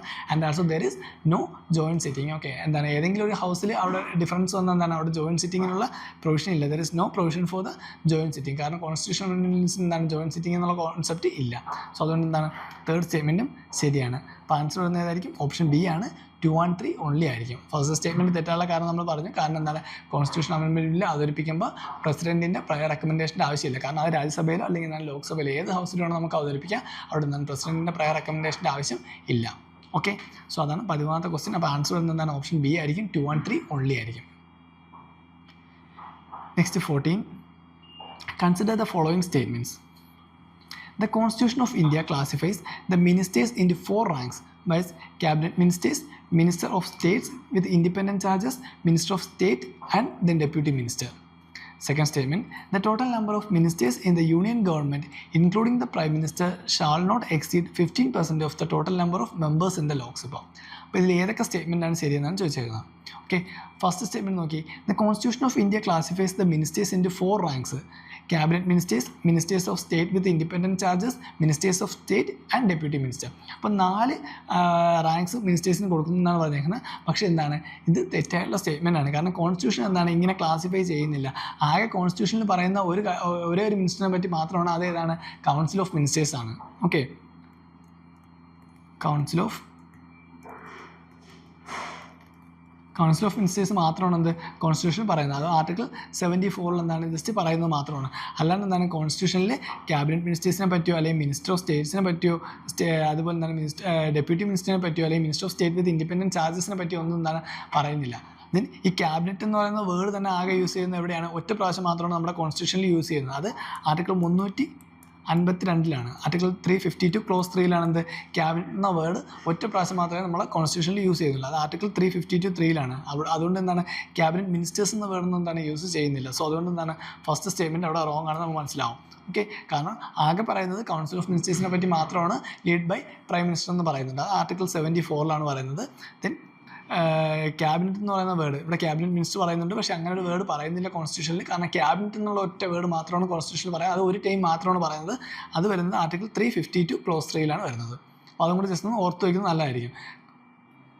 നെക്സ്റ്റ് സെക്കൻഡ് സ്റ്റേറ്റ്മെൻറ്റ് പറയുന്നത് എന്താണ്, the total number of ministers in the union government including the prime minister shall not exceed 50% of the total number of members in Lok Sabha. എന്നാൽ ലോക്സഭയുടെ total മെമ്പേഴ്സിൻ്റെ 50% കൂടുതലാവാനായിട്ട് പാടില്ല ministers, including prime ministers. Okay, so ഒരു മന്ത്രിസഭ ഉണ്ടാക്കുമ്പോൾ അതിൽ എത്ര ആവാൻ പാടില്ല, ടോട്ടൽ ലോക്സഭ എത്ര മെമ്പേഴ്സ് ഉണ്ട്, സോ ആ മെമ്പേഴ്സിൻ്റെ 15% കൂടുതൽ ആവാനായിട്ട് പാടില്ല. സോ അതാണ് സെക്കൻഡ് സ്റ്റേറ്റ്മെൻറ്റ് പറയുന്നത്. അതെന്താണ് ശരിയായിട്ടുള്ള സ്റ്റേറ്റ്മെൻറ്റ് ആണ്. കാരണം എന്താണ്, ലോക്സഭയിൽ മന്ത്രിമാരുണ്ടാകുന്ന എന്താണ് ടോട്ടൽ ലോക്സഭ മെമ്പേഴ്സിൻ്റെ 15% കൂടാനായിട്ട് പാടില്ല. സോ ആ ഒരു സ്റ്റേറ്റ്മെൻറ്റ് ശരിയാണ്. അപ്പോൾ ആൻസർ വരുന്നത് ഏതായിരിക്കും, ഓപ്ഷൻ ബി ആണ്, 2 ഓൺലി മാത്രമായിരിക്കും. ഓക്കെ, അപ്പോൾ ജസ്റ്റ് ഈ ഒരു ആർട്ടിക്കിൾ ഓർമ്മിച്ച് വയ്ക്കുക. കാരണം ക്യാബിനറ്റ് എന്ന് പറയുന്നത് എന്താണ് ഇടയ്ക്ക് ചോയ്സിലുള്ളതാണ്. കാരണം ഒറ്റ പ്രാവശ്യം മാത്രമേ ആർട്ടിക്കിളിൽ നമ്മുടെ കോൺസ്റ്റിറ്റ്യൂഷനിൽ ഒരു പ്രാവശ്യം മാത്രമേ എന്ത് ക്യാബിനറ്റ് എന്നുള്ള വേർഡ് മെൻഷൻ ചെയ്യുന്നുള്ളൂ. അത് ആർട്ടിക്കിൾ 352 ക്ലോസ് 3 വരുന്നത്. ദെൻ കൗൺസിൽ ഓഫ് മിനിസ്റ്റേഴ്സ് എന്ന് പറയുന്നത് ആർട്ടിക്കിൾ 74 വരുന്നതാണ്. ബാക്കി ഇപ്പോൾ ക്യാബിനറ്റ് മിനിസ്റ്റേഴ്സ് അല്ലെങ്കിൽ minister of States with independent charges, minister of state, then deputy minister, ഇങ്ങനെയൊന്നും എന്താണ് കോൺസ്റ്റിറ്റ്യൂഷൻ ക്ലാസിഫൈ ചെയ്തിട്ടില്ല. ഓക്കെ, സോ ആൻസർ വരുന്നത് ഓപ്ഷൻ ബി ആണ്, 2 ഓൺലി മാത്രമായിരിക്കും. Next question, which of the following is or are the exclusive powers of Lok Sabha? To ratify the declaration of emergency, to pass a motion of no confidence against the Council of Ministers, or third statement, to impeach the President of India. Select the correct answer using the code given below. അപ്പോൾ എന്താണ് നമുക്ക് eliminate ചെയ്യാൻ പറ്റുന്ന simple ഒരു question ആണ്. കാരണം exclusive powers of ലോക്സഭയാണ് ചോദിച്ചേക്കുന്നത്. ഇതിൽ ലോക്സഭയുടെ എക്സ്ക്ലൂസീവ് പവേഴ്സ് ഏതാണെന്ന് ചോദിച്ചേക്കുന്നത്. സെക്കൻഡ് വൺ നോക്കി, to pass a motion of no confidence against the council of ministers. നമുക്കറിയാം കൗൺസിൽ ഓഫ് മിനിസ്റ്റേഴ്സ് എല്ലാം എന്താണ് ലോക്സഭയോട് നമുക്ക് മിനിസ്റ്റേഴ്സിനെ മാറ്റാനായിട്ട് അല്ലെങ്കിൽ മിനിസ്റ്റേഴ്സിനെ റിമൂവ് ചെയ്യാനായിട്ടുള്ള ഒരേ ഒരു പ്രോസസ്സ് മാത്രമാണ് എന്ന് പറയുന്നത് നോ കോൺഫിഡൻസ് മോഷൻ എന്ന് പറയുന്നത്. സോ അത് എവിടെയാണ് പാസ്സാകുന്നത്, ലോക്സഭയിൽ മാത്രമാണ്. കാരണം എന്താണ് ലോക്സഭയിൽ പാസ്സാവുന്ന ഒരു മോഷനാണ് ഏതെന്ന് പറയുന്നത് നോ കോൺഫിഡൻസ് മോഷൻ എന്ന് പറയുന്നത്. So to pass a motion of no confidence against the council of ministers അത് എവിടെ മാത്രമേ സാധിക്കത്തുള്ളൂ, ലോക്സഭയിൽ മാത്രമേ സാധിക്കത്തുള്ളൂ. സോ സെക്കൻഡ് സ്റ്റേറ്റ്മെൻറ്റ് എന്തായാലും റൈറ്റ് ആണ് നമുക്ക് മനസ്സിലാവും. കാരണം no confidence motion ministers council of ministers എല്ലാം എന്താണ് ലോക്സഭയ്ക്ക് കീഴിലാണ്. സോ അതുകൊണ്ട് എന്താണ് അവരെ റിമൂവ് ചെയ്യണമെങ്കിൽ ലോക്സഭയിൽ തന്നെ എന്താണ് ഒരു മോഷൻ പാസ് ചെയ്യണം. സോ രണ്ടാമത്തെ സ്റ്റേറ്റ്മെൻറ്റ് എന്തായാലും ശരിയായിരിക്കും. അതുകൊണ്ട് നമുക്ക് സിയും ഡിയും എലിമിനേറ്റ് ചെയ്യാം. നെക്സ്റ്റ് ഫസ്റ്റ് അപ്പോൾ എന്താണ് തേർഡ് എന്തായാലും തെറ്റാണ്, അതിൽ നിന്ന് മനസ്സിലാവും. കാരണം to impeach the president of India അതെന്താണ് ലോക്സഭയുടെ മാത്രം എക്സ്ക്ലൂസീവ് പവർ അല്ല. കാരണം രാജ്യസഭയ്ക്കും എന്താണ് അവിടെ പവറുണ്ട്. ഓക്കെ, ലോക്സഭയ്ക്കും രാജ്യസഭയ്ക്കും എന്താണ് ഈക്വൽ പവേഴ്സാണ് ഇംപീച്ച്മെൻറ്റ് ഓഫ് പ്രസിഡന്റ് വരുന്നത്. സോ ബോത്ത്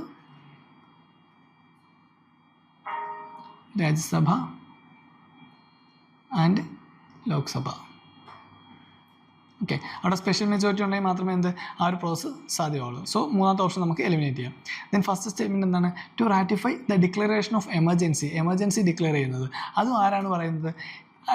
രണ്ട് പേരുടെ, അതായത് ലോക്സഭയുടെയും രാജ്യസഭയുടെയും കോമൺ ആയിട്ടുള്ള പിന്തുണ ഉണ്ടെങ്കിൽ മാത്രമേ എമർജൻസി ഡിക്ലെയർ ചെയ്യാൻ പറ്റുള്ളൂ. അവിടെ ലോക്സഭയ്ക്ക് മാത്രമായിട്ട് അവരുടെ എക്സ്പ്ലിസിറ്റി അല്ലെങ്കിൽ അവരുടെ എക്സ്ക്ലൂസീവ് പവേഴ്സ് യൂസ് ചെയ്ത് എമർജൻസി ഡിക്ലെയർ ചെയ്യാൻ പറ്റത്തില്ല. സോ അവിടെ രണ്ട് പേരുടെയും, അതായത് ലോക്സഭ ആൻഡ് രാജ്യസഭ. ഓക്കെ, രണ്ട് ഹൗസും വിത്തിൻ 1 മന്തിനുള്ളിൽ ഇഷ്യൂ ചെയ്ത് വിത്തിൻ 1 മന്തിനുള്ളിൽ അത് അക്സെപ്റ്റ് ചെയ്താൽ മാത്രമേ റാറ്റിഫൈ ചെയ്യാൻ പറ്റത്തുള്ളൂ. സോ ഫസ്റ്റ് സ്റ്റേറ്റ്മെൻറ്റ് റോങ് ആണ്. അപ്പോൾ ആൻസർ വരുന്നത് ഏതായിരിക്കും? ഓപ്ഷൻ ബി ആണ്, 2 ഓൺലി മാത്രമായിരിക്കും.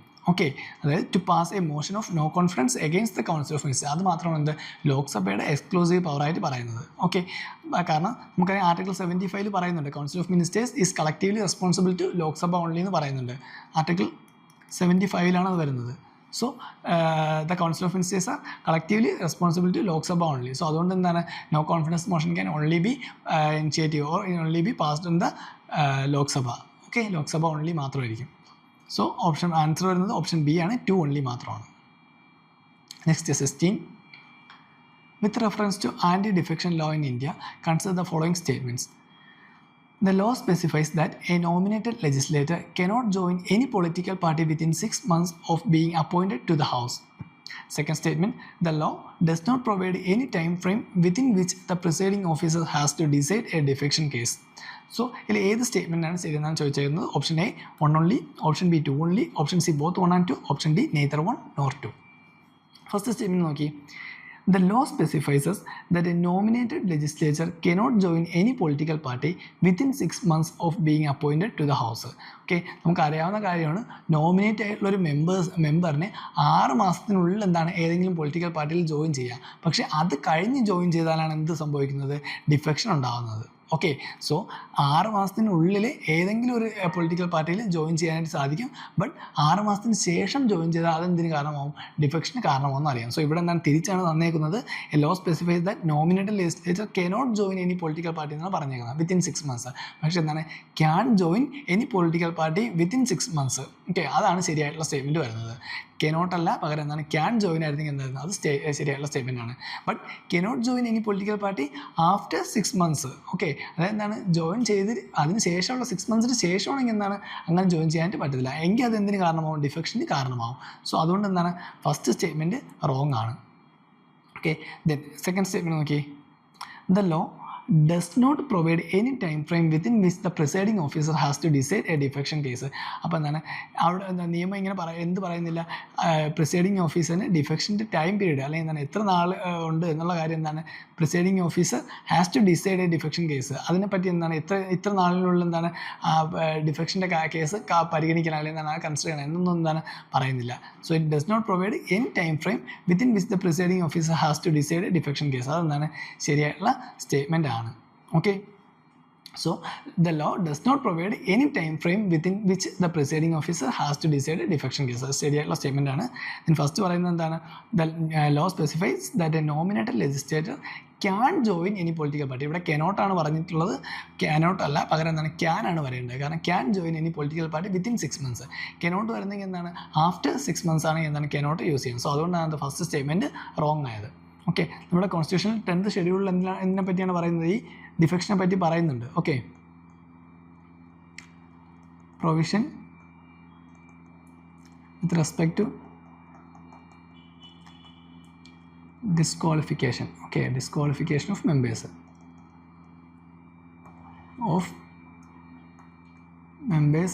ഓഫ് പാർലമെൻറ്റും ഉണ്ട്, അതുപോലെ സ്റ്റേറ്റ് ലെജിസ്ലേച്ചറും ഉണ്ട്. Parliament and state legislature. Okay, so അതിനെ പറ്റിയാണ് പറയുന്നത്. അപ്പോൾ നമ്മൾ പറഞ്ഞു ഫസ്റ്റ് സ്റ്റേറ്റ്മെൻറ്റ് തെറ്റാണ്, സെക്കൻഡ് സ്റ്റേറ്റ്മെൻറ്റ് മാത്രമാണ് ശരി. അപ്പോൾ ആൻസർ വരുന്നത് ഏതായിരിക്കും? ഓപ്ഷൻ ബി ആണ്, 2 ഓൺലി മാത്രമായിരിക്കും right answer. Next question. Attorney General of India and the Solicitor General of India are the only officers of the government who are allowed to participate in the meeting of the Parliament of India. Second statement. According to the Constitution of India, the Attorney General of India submits his resignation when the government which appoints him resigns. Okay, അപ്പോൾ ഇതിൽ ഏതൊക്കെ സ്റ്റേറ്റ്മെൻറ്റാണ് ശരിയെന്നാണ് നോക്കുന്നത്. അപ്പോൾ just നമുക്ക് എന്താ അറിയാവുന്ന പോലെ നമുക്ക് അറിയാവുന്ന ഒരു നോളജ് വെച്ച് ചെയ്യാൻ പറ്റുമോ നോക്കാം. Attorney General of India and Solicitor General of India are the only officers of the government who are allowed to participate in the meeting of the Parliament of India. അറിയാവുന്ന കാര്യമാണ് എന്ത്? അറ്റോർണി ജനറലിന് പാർലമെൻറ്റിലെ മിനിസ്റ്റേഴ്സിനെ പോലെ തന്നെ powers ഉള്ളതാണ് attorney general എന്ന് പറയുന്നത്. കാരണം അവർക്ക് ഏത് മീറ്റിങ്ങിലാണോ പാർലമെൻറ്റ് ഏത് മീറ്റിങ്ങിലാണോ പങ്കെടുക്കുക, അവിടെ എന്താണ് അഭിപ്രായങ്ങളോ പറയാം, അതിനുള്ള ജോയിൻറ്റ് സിറ്റിങ്ങിനും അതുപോലെ എന്താണ് ജോയിൻറ്റ് സിറ്റിങ്ങിൽ വേണമെങ്കിലും പങ്കെടുക്കാം, അതുപോലെ എന്താണ് ഏതൊരു ഹൗസിൽ വേണമെങ്കിലും പങ്കെടുക്കാം. അതുകൂടെ എന്താണ് ഏതെങ്കിലും പാർലമെൻറ്റിലെ കമ്മിറ്റീസിൽ വേണമെങ്കിലും എന്താണ് പങ്കെടുക്കാനുള്ള അധികാരമുണ്ട് അറ്റോർണി ജനറലിന്. ബട്ട് ഈ ഒരു റൈറ്റ്സ് എന്താണ് സോളിസിറ്റർ ജനറലിന് ഇല്ല. ഓക്കെ, ഇവിടെ 2 പേർക്കും ഉണ്ടെന്നാണ് പറയുന്നത്. നമുക്കറിയാം ആർട്ടിക്കിൾ 88 പ്രകാരം ആർട്ടിക്കിൾ 88 അറ്റോർണി ജനറലിനുള്ള പവേഴ്സിനെ പറ്റി പറയുന്നുണ്ട്. കാരണം എന്താണ്? He has the power to right to speak and take part in the proceedings of Lok Sabha and Rajya Sabha, അല്ലെങ്കിൽ എന്താണ് ഇനി ജോയിൻറ്റ് സിറ്റിംഗ്. ഓക്കെ, ലോക്സഭയിൽ പങ്കെടുക്കാം, അതായത് ബോത്ത് ഹൗസ് ലോക്സഭയിലും രാജ്യസഭയിലും പങ്കെടുക്കാം. അതുകൂടാതെ എന്താണ് അതിൻ്റെ ജോയിൻറ്റ് സിറ്റിംഗ് നടക്കുന്നതെങ്കിൽ അതിലും പങ്കെടുക്കാം. അതുകൂടാതെ പാർലമെൻറ്റ് ഏതെങ്കിലും കമ്മിറ്റി ഉണ്ടെങ്കിൽ എന്താണ് അതിലും പങ്കെടുക്കാനുള്ള അധികാരമുണ്ട് അറ്റോർണി ജനറലിന്. ബട്ട് സോളിസിറ്റർ ജനറൽ എന്താണ് ഈ ഒരു അധികാരം ഇല്ല. ഓക്കെ, അദ്ദേഹത്തിന് എന്താണ് ആ ഒരു കോൺസ്റ്റിറ്റ്യൂഷണൽ റൈറ്റ് ഇല്ല. സോ ഫസ്റ്റ് സ്റ്റേറ്റ്മെൻറ്റ് അതുകൊണ്ട് എന്താണ് റോങ് ആണ്. Second statement. According to the Constitution of India, Attorney General of India submits his resignation when the government which appoints him resigns. Okay, എന്താണ് അറ്റോർണി ജനറൽ അപ്പോയിൻറ്റ് ചെയ്ത government resign ചെയ്തപ്പോൾ എന്താണ് attorney ജനറലും resignation submit ചെയ്യണമെന്നാണ് പറയുന്നത്. പക്ഷേ എന്താണ് അത് ആവശ്യമില്ല. കാരണം എന്താണ് നോർമലി അടുത്തൊരു ഗവൺമെൻറ് വരുമ്പോൾ അവർ അറ്റോർണി ജനറലിനെ മാറ്റിക്കോളും. കാരണം എന്താണ് ഗവൺമെൻറ് ഇഷ്ടപ്രകാരമാണ് അറ്റോർണി ജനറലിനെ നോമിനേറ്റ് ചെയ്യുന്നത്.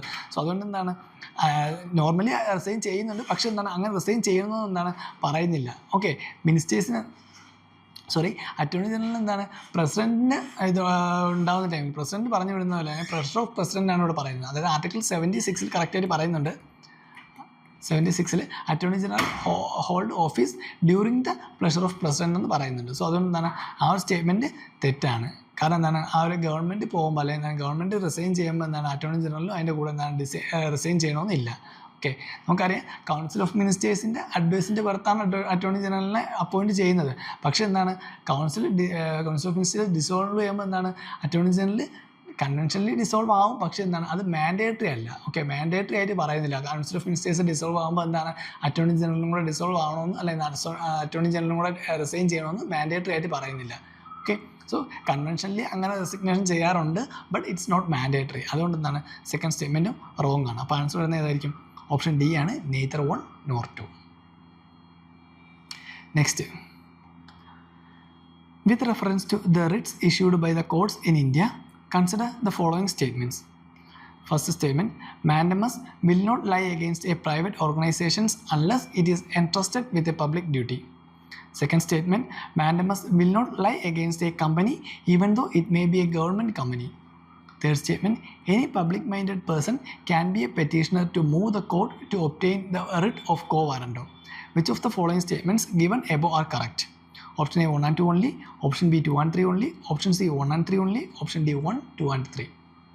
അപ്പോൾ സെക്കൻഡ് സ്റ്റേറ്റ്മെൻറ്റിലോട്ട് ജസ്റ്റ് നോക്കി നമുക്ക് എലിമിനേറ്റ് ചെയ്യാൻ ഈസി ആയിട്ടുള്ള സ്റ്റേറ്റ്മെൻ്റ് ആണ്. Mandamus will not lie against a company even though it may be government company. നമുക്കറിയാവുന്ന കാര്യം മാൻഡമസ് എന്ന് വെച്ചാൽ അതിൻ്റെ മീനിങ് തന്നെ എന്താണ്? We command. So it typically issued against public authorities. Public അതോറിറ്റീസിനെതിരെയാണ് നമ്മൾ ടിപ്പിക്കലി ഇത് ഇഷ്യൂ ചെയ്യുന്നത്. അപ്പോൾ ഈ സെക്കൻഡ് സ്റ്റേറ്റ്മെൻറ്റ് നോക്കി, mandamus will not lie against a company even though it may be a government company ആയാലും എന്താണ് അവിടെ മാൻഡമസ് ഇഷ്യൂ ചെയ്യാൻ പറ്റത്തില്ല എന്നാണ് പറയുന്നത്. നമുക്കറിയാവുന്ന കാര്യമാണ് മാൻഡമസ് ഇഷ്യൂ ചെയ്യുന്നത് തന്നെ എന്താണ് ഒരു പബ്ലിക് അതോറിറ്റീസിന് വേണ്ടിയാണ് എന്ത് typically issued against public authorities എന്ന് നമ്മൾ പറയുന്നത്. സോ അതുകൊണ്ട് എന്താണ് ഇവിടെ ഗവൺമെൻറ് കമ്പനിക്കെതിരെ അപ്പോയിൻറ്റ് ഇടാൻ പറ്റത്തില്ല, അല്ലെങ്കിൽ എന്താണ് ഗവൺമെൻറ് കമ്പനിക്കെതിരെ എന്താണ് പറയാനായിട്ട് പറ്റത്തില്ല എന്ന് പറയുന്നത് എന്താണ് തെറ്റായിട്ടുള്ള സ്റ്റേറ്റ്മെൻ്റ് ആണ്. അപ്പോൾ രണ്ടാമത്തെ സ്റ്റേറ്റ്മെൻറ്റ് തെറ്റാണെന്ന് മനസ്സിലാകുമ്പോൾ നമുക്ക് ആൻസർ കിട്ടും. ഏതായിരിക്കും? ഓപ്ഷൻ സി ആണ്, 1 ഉം 3 മാത്രമായിരിക്കും. 1 and 3 ഓൺലി ആയിരിക്കും. ഓക്കെ, കാരണം mandamus will not lie against a private organisation unless it is entrusted with a public duty. അതെന്താണ് ശരിയായുള്ള സ്റ്റേറ്റ്മെൻ്റ് ആണ്. കാരണം mandamus can be issued against a government company. ഒരു ഗവൺമെൻറ് കമ്പനിക്കെതിരെ ഇഷ്യൂ ചെയ്യാം, പക്ഷേ എന്തായിരിക്കും അവിടെ പ്രൈവറ്റ് ഓർഗനൈസേഷൻ ആയിരിക്കാം. But unless it is interested with a public duty. Okay, public duty ഇല്ലാത്തതാണെങ്കിൽ എന്താണ് അവിടെ നമുക്ക് മാൻഡമസ് ഇഷ്യൂ ചെയ്യാനായിട്ട് പറ്റത്തില്ല. So mandamus will not lie against a private organisation unless it is interested with a public duty. Okay, public duty അല്ലാത്ത private കമ്പനീസിൽ എന്താണ് നമുക്ക് മാൻഡമസ് ഇഷ്യൂ ചെയ്യാനായിട്ട് പറ്റത്തില്ല, അല്ലെങ്കിൽ പ്രൈവറ്റ് ഓർഗനൈസേഷൻ എന്താണ് മാൻഡമസ് ഇഷ്യൂ ചെയ്യാനായിട്ട് പറ്റത്തില്ല. ദെൻ തേർഡ് സ്റ്റേറ്റ്മെൻറ്റ് പറയുന്നത് എന്താണ്? Any public minded person can be a petitioner to move the court to obtain the writ of quo warranto. അപ്പോൾ എന്താണ് അത് ശരിയായിട്ടുള്ള സ്റ്റേറ്റ്മെൻ്റ് ആണ്. കാരണം എന്താണ്? The writ of quo warranto can be sought by any person to seek judicial review or action of a person or authority who is occupying a public office. അത് ശരിയായിട്ടുള്ള statement ആണ്. അപ്പോൾ തേർഡ് സ്റ്റേറ്റ്മെൻറ്റും ഫസ്റ്റ് സ്റ്റേറ്റ്മെൻറ്റും മാത്രമാണ് ശരിയായിട്ട് വരുന്നത്. Answer വരുന്നപ്പോൾ ഏതായിരിക്കും? Option C ആണ്, 1 and 3 only. അപ്പോൾ ഇവിടെ എന്തിനെ പറ്റിയാണ് പറയുന്നത്? റിട്സിനെ പറ്റിയാണ് പറയുന്നത്. നമുക്കറിയാം ആർക്കൊക്കെയാണ് അതിനുള്ള അധികാരമുള്ളത്. സുപ്രീം കോടതിയിലുണ്ട് ആർട്ടിക്കിൾ 32, അതുപോലെ എന്താണ് ഹൈക്കോർട്സിന് അണ്ടർ ആർട്ടിക്കിൾ 226 ആണ് വരുന്നത്. സോ സുപ്രീം കോടതിൻ്റെ ഹൈക്കോടതിൻ്റെ എന്താണ് റിട്സ് ജുറിസ്ഡിക്ഷൻ ജസ്റ്റ് നോക്കുക. അതുകൂടെ എന്താണ് എത്ര തരം റിട്സാണ് നമുക്കുള്ളത്? മെയിനായിട്ട് 5 റിട്സാണുള്ളത്. ഏതൊക്കെയാണ്? Habeas corpus, then mandamus, prohibition, certiorari, then finally quo warranto. So 5 റിട്സാണ് മെയിനായിട്ടുള്ളത്. സുപ്രീം കോടതി അണ്ടർ ആർട്ടിക്കിൾ 32, അതുപോലെ ഹൈക്കോടതി അണ്ടർ ആർട്ടിക്കിൾ 226 എന്ത് റിട്സ് ഇഷ്യൂ ചെയ്യുന്നത്. Okay, next, with reference to Ayushman Bharat Digital Mission, consider the following statements. First statement, private and public hospitals must adopt it. Second statement, as it aims to achieve universal health coverage, every citizen of India should be part of it ultimately. Third statement, it has seamless portability across the country. അപ്പോൾ ഏതൊക്കെ സ്റ്റേറ്റ്മെൻറ്റാണ് ശരിയെന്നാണ് ചോദിച്ചേക്കുന്നത്? Option A 1 and 2 only, option B 3 only, option C 1 and 3 only, option D 1, 2 and 3. അപ്പോൾ നോക്കി first step നോക്കി, private and public hospital must adopt it. Okay, again ഒരു must adopt it എന്ന് പറയുന്നത് എക്സ്ട്രീം സ്റ്റേറ്റ്മെൻ്റ് ആണ് പറയുന്നത്. അതെന്തായാലും തെറ്റാനുള്ള ചാൻസ് കൂടുതലാണ്. കാരണം പ്രൈവറ്റ് ആൻഡ് പബ്ലിക് ഹോസ്പിറ്റലിൽ എന്തായാലും ഇത് അഡോപ്റ്റ് ചെയ്യുമെന്ന് പറയുന്നുണ്ട് Ayushman Bharat digital mission. Public ഹോസ്പിറ്റലിൽ മാത്രം നമുക്ക് എന്താണ് അത് ശരിയാണെന്ന് പറയാനുള്ള ചാൻസ് കൂടുതലാണ്. പക്ഷേ ഇവിടെ എന്താണ് പ്രൈവറ്റ് ഹോസ്പിറ്റലും എന്താണ് അത് മസ്റ്റ് അഡോപ്റ്റ് ചെയ്യുമെന്ന് പറയുന്നുണ്ട്. സോ ആ ഒരു സ്റ്റേറ്റ്മെൻറ്റ് എന്താണ് തെറ്റാണ്. ഓക്കെ, കാരണം എക്സ്ട്രീം സ്റ്റേറ്റ്മെൻറ്റ് കൂടിയാണ്, മസ്റ്റ് പറയുന്നുണ്ട്. സോ ഫസ്റ്റ് സ്റ്റേറ്റ്മെൻറ്റ് റോങ് ആണ്. ഫസ്റ്റ് സ്റ്റേറ്റ്മെൻറ്റ് റോങ് ആകുമ്പോൾ നമുക്ക് ഓൾറെഡി ആൻസർ കിട്ടി. ഓപ്ഷൻ ബി ആയിരിക്കും, 3 only മാത്രമായിരിക്കും. ഓക്കെ, കാരണം ബാക്കി എല്ലാ ഓപ്ഷനിലും എന്താണ് 1 ഉണ്ട്. സോ അതുകൊണ്ട് എന്താണ് ഫസ്റ്റ് സ്റ്റേറ്റ്മെൻറ്റ് റോങ് ആണെന്ന് കൺസിഡർ ചെയ്യുമ്പോൾ തന്നെ നമുക്ക് ആൻസർ കിട്ടി. സോ അഗൈൻ സെക്കൻഡ് സ്റ്റേറ്റ്മെൻറ്റും ഒപ്പം എന്തായിരിക്കും? റോങ് ആയിരിക്കും. As it aims to achieve universal health coverage, every citizen of India should be part of it ultimately. Again ഒരു എക്സ്ട്രീം സ്റ്റേറ്റ്മെൻ്റ് ആണ് അവിടെ യൂസ് ചെയ്യുന്നത്. സോ അതുകൊണ്ട് എന്താണ് അത് നമുക്ക് അറിയത്തില്ലെങ്കിൽ തന്നെ എന്താണ് ഫസ്റ്റ് സ്റ്റേറ്റ്മെൻറ്റ് റോങ് ആണെന്ന് മനസ്സിലായാൽ തന്നെ നമുക്ക് ആൻസറിലേക്ക് എത്താനായിട്ട് പറ്റും. സോ സെക്കൻഡ് സ്റ്റേറ്റ്മെൻറ്റും റോങ് ആണ്. തേർഡ് സ്റ്റേറ്റ്മെൻറ്റ് പറയുന്നത് it has seamless portability across the country. അതെന്താണ് ശരിയായിട്ടുള്ള സ്റ്റേറ്റ്മെൻ്റാണ് പറയുന്നത്. അപ്പോൾ ഈ ആയുഷ്മാൻ ഭാരത് ഡിജിറ്റൽ മിഷൻ എന്താണ് 2021 കൊണ്ടുവന്നത്. 2021 സെപ്റ്റംബറിലാണ് കൊണ്ടുവന്നത്. സോ പ്രൈം മിനിസ്റ്റർ എന്നാണ് ഒരു വീഡിയോ കോൺഫറൻസിൽ കൂടെയൊക്കെയാണ് ഇത് ഇനാഗ്രേറ്റ് ചെയ്തത്. സോ ഇതെന്താണ് 2021 സെപ്റ്റംബറിൽ കൊണ്ടുവന്നതാണ്. അപ്പോൾ ഇംപ്ലിമെൻറ്റിംഗ് ഏജൻസി ഏതായിരിക്കും ഇതിൻ്റെ? National health authority. National health അതോറിറ്റിയാണ് ഇതിൻ്റെ ഇംപ്ലിമെൻറ്റിംഗ് ഏജൻസി വരുന്നത്. നോർമലി ഏത് മിനിസ്റ്ററിൻ്റെ കീഴിലായിരിക്കും? Ministry of health and family വെൽഫെയറിൻ്റെ കീഴിലാണ്. Ministry of health and family welfare. Okay, so national health authority under ministry of health and family വെൽഫെയറിൻ്റെ കീഴിലാണ് 2021 സെപ്റ്റംബറിലാണ് ഇത് ആയുഷ്മാൻ ഭാരത് ഡിജിറ്റൽ മിഷൻ കൊണ്ടുവന്നത്. So the participation in healthcare facility or an institution is also voluntary ആണ്. Okay, compulsory ആയിട്ട് പറയുന്നില്ല, must adopt എന്നാണ് ഇവിടെ പറയുന്നത്. പക്ഷേ എന്താണ് അത് വോളണ്ടറി ആണ്. ഓക്കെ, ഗവൺമെൻറ് ആയാലും പ്രൈവറ്റ് ആയാലും എന്താണ് വോളണ്ടറി ആണ്. ദെൻ അത് ആ റെസ്പെക്റ്റീവ് മാനേജ്മെൻറ്റ് ആയിരിക്കും അത് കൺസിഡർ ചെയ്യുന്നത്. ഇപ്പോൾ ഗവൺമെൻറ് കാര്യത്തിലായാലും പ്രൈവറ്റിൻ്റെ കാര്യത്തിലായാലും എന്താണ് ആ റെസ്പെക്റ്റീവ് മാനേജ്മെൻറ്റ് കൺസിഡർ ചെയ്യുക. ഓക്കെ, അവർക്ക് താല്പര്യം ഉണ്ടെങ്കിൽ they can choose, otherwise they can leave. Then second പറയുന്നത് എന്താണ്? It provide seamless portability across country. അതെന്താണ് ശരിയായിട്ടുള്ള സ്റ്റേറ്റ്മെൻ്റ് ആണ്. കാരണം എന്താണ് it has A seamless portability across the country. കാരണം എന്താണ് ഒരു പേഴ്സണ് അവരുടെ ഹെൽത്ത് റെക്കോർഡ്സ് ഡിജിറ്റലി അറിയാനും എന്താണ് അത് അക്സസിബിൾ ചെയ്യാനും ഒക്കെ എന്താണ് ഈ ഒരു മിഷൻ വഴി എന്താണ് ഈസിയാണ്. ഓക്കെ. സോ ഒരു ആളുടെ ഹെൽത്ത് റെക്കോർഡ്സ് അതെന്താണ് ഡിജിറ്റലി അക്സസിബിൾ ചെയ്യാനും അതുപോലെ എന്താണ് ഇന്ത്യയിൽ മുഴുവനായിട്ട് ഓക്കെ. സോ ഓൾ ഇന്ത്യയിലായിട്ട് എന്താണ് ആ ഒരു ഹെൽത്ത് പ്രൊവൈഡ് ചെയ്യാനും അതിപ്പോൾ ഓരോ സ്റ്റേറ്റ്സിലായാലും ഓക്കെ, ഇപ്പോൾ കേരളത്തിലായാലും കർണാടകയിലായാലും ഓക്കെ, ഓരോ സ്റ്റേറ്റിൽ എടുക്കുമ്പോൾ എന്താണ് അവിടെ എല്ലാം ഒരു വ്യക്തിയുടെ ഡീറ്റെയിൽസ്, അതായത് ഈ ഒരു ആയുഷ്മാൻ ഭാരത് ഡിജിറ്റൽ മിഷനിൽ റെക്കോർഡ് ചെയ്തിട്ടുണ്ടെങ്കിൽ എന്താണ് അത് എല്ലാ സ്റ്റേറ്റ്സിനും അവൈലബിൾ ആയിരിക്കും. അപ്പോൾ നമ്മുടെ ഹെൽത്ത് റിപ്പോർട്ട്സ് അതുപോലെ എന്താണ് അത് ഡിജിറ്റലി എല്ലാവർക്കും അക്സസിബിൾ ആകുന്ന രീതിക്കാണ് എന്ത് ഈ ഒരു മിഷൻ വഴി പോസിബിൾ ആക്കിയിട്ടുള്ളത്. സോ അതുകൊണ്ട് എന്താണ് seamless portability across the country എന്താണ് റൈറ്റ് ആയിട്ടുള്ള സ്റ്റേറ്റ്മെൻ്റ് ആണ് പറയുന്നത്. ഓക്കെ. സോ അപ്പോൾ ആൻസർ വന്നത് ഓപ്ഷൻ ബി ആണ്, 3 ഓൺലി മാത്രമായിരിക്കും. ബാക്കി 2 സ്റ്റേറ്റ്മെൻറ്റ് എന്താണ് തെറ്റാണ്. Next question. With reference to Deputy Speaker of Lok Sabha, consider the following statements. As per the rules of procedure and conduct of business in Lok Sabha, the election of Deputy Speaker shall be held on such date as the Speaker may fix. Second statement. There is a mandatory provisions that the election of a candidate as a Deputy Speaker of Lok Sabha shall be from either the principal opposition party or the ruling party. Third statement. The Deputy Speaker has the same power as the Speaker when presiding over the sitting of the House and no appeals lies against his ruling. Fourth statement. The well-established parliamentary practice regarding the appointment of Deputy Speaker is that the motion is moved by the Speaker and duly seconded by the Prime Minister. അപ്പോൾ ഇതിൽ ഏതൊക്കെ സ്റ്റേറ്റ്മെൻറ്റാണ് ശരിയെന്നാണ് ചോദിച്ചേക്കുന്നത്. അപ്പോൾ നോക്കാം. First statement നോക്കി. As per the rules of procedure and conduct of business in Lok Sabha, the election of Deputy Speaker shall be held on such date as the Speaker may fix. Okay, അതെന്താണ് ശരിയായിട്ടുള്ള statement ആണ്. കാരണം എന്താണ് speaker fix ചെയ്യുന്ന ഡേറ്റിലായിരിക്കും എന്ത് deputy സ്പീക്കറിൻ്റെ election നടക്കുന്നത്. സോ ഫസ്റ്റ് സ്റ്റേറ്റ്മെൻറ്റ് എന്തായാലും ശരിയാണ്. സെക്കൻഡ് സ്റ്റേറ്റ്മെൻറ്റ് നോക്കി. There is a mandatory provision that the election of a candidate as deputy speaker of Lok Sabha shall be from either the principal opposition party or the ruling party. അപ്പോൾ deputy speaker എന്താണ് ഒന്നുകിൽ principal opposition പാർട്ടിന്നോ അല്ലെങ്കിൽ എന്താണ് ruling പാർട്ടിന്നോ വരുന്നതാണ് പറഞ്ഞേക്കുന്നത്. പക്ഷേ നമുക്കറിയാം 10th Lok Sabha വരെ എങ്ങനെയായിരുന്നു. 10th ലോക്സഭ വരെ സ്പീക്കറും ഡെപ്യൂട്ടി സ്പീക്കറും രണ്ടുപേരും എവിടെ നിന്നായിരുന്നു റൂളിംഗ് പാർട്ടിയിൽ നിന്നാണ് വന്നിരുന്നത്. ഓക്കെ. സോ 10th ലോക്സഭ വരെ സ്പീക്കറിനെ സെലക്ട് ചെയ്യുന്നു അതുപോലെ ഡെപ്യൂട്ടി സ്പീക്കറിനെ സെലക്ട് ചെയ്യുന്നു എവിടെ നിന്നായിരുന്നു റൂളിംഗ് പാർട്ടിയിൽ നിന്നായിരുന്നു. പക്ഷേ അതിനുശേഷം ഓക്കെ 11th ലോക്സഭ മുതൽ സിൻസ് 11th ലോക്സഭ മുതൽ സ്പീക്കർ റൂളിംഗ് പാർട്ടിയിൽ നിന്നും ഡെപ്യൂട്ടി സ്പീക്കർ എവിടെ നിന്നായിരിക്കും മെയിൻ ഒപ്പോസിഷൻ പാർട്ടിയിൽ നിന്നും ആയിരിക്കും. ഓക്കെ. അപ്പോൾ 10th ലോക്സഭ വരെ എന്തായിരുന്നു സ്പീക്കർ ആയാലും ഡെപ്യൂട്ടി സ്പീക്കർ ആയാലും രണ്ടുപേരെ എന്താണ് റൂളിംഗ് പാർട്ടിയിൽ നിന്നാണ് സെലക്ട് ചെയ്യേണ്ടിരുന്നത്. ബട്ട് സിൻസ് 11th ലോക്സഭ മുതൽ എന്ത് ചെയ്തു സ്പീക്കറിനെ റൂളിംഗ് പാർട്ടിയിൽ നിന്നും ഡെപ്യൂട്ടി സ്പീക്കറിന് എന്താണ് മെയിൻ ആയിട്ടുള്ള ഒപ്പോസിഷൻ പാർട്ടിയിൽ നിന്നുമാണ് സെലക്ട് ചെയ്തിരുന്നത്. സോ അതുകൊണ്ട് സെക്കൻഡ് സ്റ്റേറ്റ്മെൻറ്റ് തെറ്റാണ്. കാരണം ഇവിടെ പറയുന്നത് എന്താണ് mandatory provision that election of a candidate as deputy speaker of Lok Sabha shawl be from either principal opposition party or the ruling party എന്നാണ് പറയുന്നത്. ബട്ട് 10th ലോക്സഭ വരെ എന്തായിരുന്നു രണ്ടുപേരെയും സ്പീക്കർ ആയാലും ഡെപ്യൂട്ടി സ്പീക്കർ ആയാലും എന്തായിരുന്നു റൂളിംഗ് പാർട്ടി എന്നായിരുന്നു സെലക്ട് ചെയ്യുന്നത്. But since the 11th Lok Sabha speaker from ruling party and deputy speaker from main opposition party. So second statement wrong ആണ്.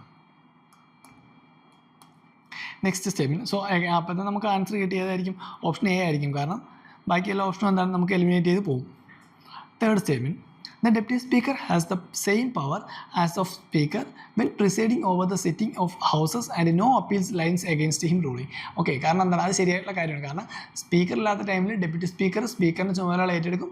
ആ ടൈമിൽ എന്താണ് സ്പീക്കർ എന്തൊക്കെയാണോ അനുഭവിച്ചത് അല്ലെങ്കിൽ സ്പീക്കറിനുണ്ടായിരുന്ന എല്ലാ പ്രിവിലേജും എന്താണ് ഡെപ്യൂട്ടി സ്പീക്കറിനും അവിടെ കിട്ടും. സോ അതെന്താണ് ശരിയായിട്ടുള്ള സ്റ്റേറ്റ്മെൻ്റ് ആണ്. Next one. The well-established parliamentary practice regarding the appointment of Deputy Speaker is that the motion is moved by the Speaker and duly seconded by the Prime Minister എന്നാണ് പറയുന്നത്. പക്ഷേ എന്താണ് അവിടെ അങ്ങനത്തെ ഒരു കാര്യം ഇപ്പോൾ സ്പീക്കർ തന്നെ ആ ഒരു മോഷൻ മൂവ് ചെയ്യണമെന്നില്ല. ഏതെങ്കിലും ഒരു മെമ്പർ മൂവ് ചെയ്താൽ മതി, എന്നിട്ട് മറ്റേതെങ്കിലും ഒരു മെമ്പർ എന്താണ് അതിന് സപ്പോർട്ട് ചെയ്താൽ മതി. സ്പീക്കർ മൂവ് ചെയ്ത് പ്രൈം മിനിസ്റ്റർ സപ്പോർട്ട് ചെയ്യണമെന്നില്ല. Okay. So parliamentary practice regarding the appointment of deputy സ്പീക്കറിന് വേണ്ടി എന്ത് ചെയ്യണം ഏതെങ്കിലും ഒരു മെമ്പർ എന്ത് ചെയ്യുക ഈ ഒരു മോഷൻ മൂവ് ചെയ്യുക.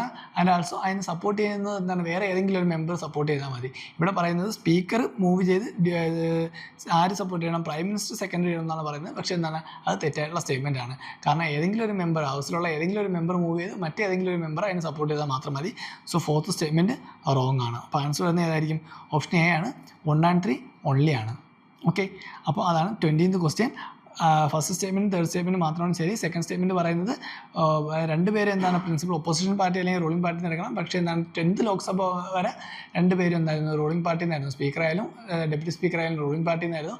But since the 11th Lok Sabha എന്ത് ചെയ്തു, സ്പീക്കറിനെ റൂളിംഗ് പാർട്ടിയിൽ നിന്നും ഡെപ്യൂട്ടി സ്പീക്കറിനെ മെയിൻ ഒപ്പോസിഷൻ പാർട്ടിയിൽ നിന്നാണ് സെലക്ട് ചെയ്തത്. ദെൻ ലാസ്റ്റ് സ്റ്റേറ്റ്മെൻറ്റ് പറയുന്നത് സ്പീക്കറും അതുപോലെ എന്താണ് prime minister appointment of deputy speaker ചെയ്യാനായിട്ട് എന്താണ് ഒരു മോഷൻ മൂവ് ചെയ്യണം. അതാരായിരിക്കണം, സ്പീക്കർ മൂവ് ചെയ്ത് പ്രൈം മിനിസ്റ്റർ സെക്കൻഡ് ചെയ്യണമെന്നാണ് പറയുന്നത്. ബട്ട് അങ്ങനെയല്ല, ഏതെങ്കിലും ഒരു മെമ്പർ മൂവ് ചെയ്ത് മറ്റൊരു മെമ്പർ അതിന് എന്താണ് സെക്കൻഡ് ചെയ്താൽ മാത്രം മതി. ഓക്കെ, അവിടെ സ്പീക്കറിൻ്റെയും പ്രൈം മിനിസ്റ്ററിൻ്റെ ആവശ്യമില്ല.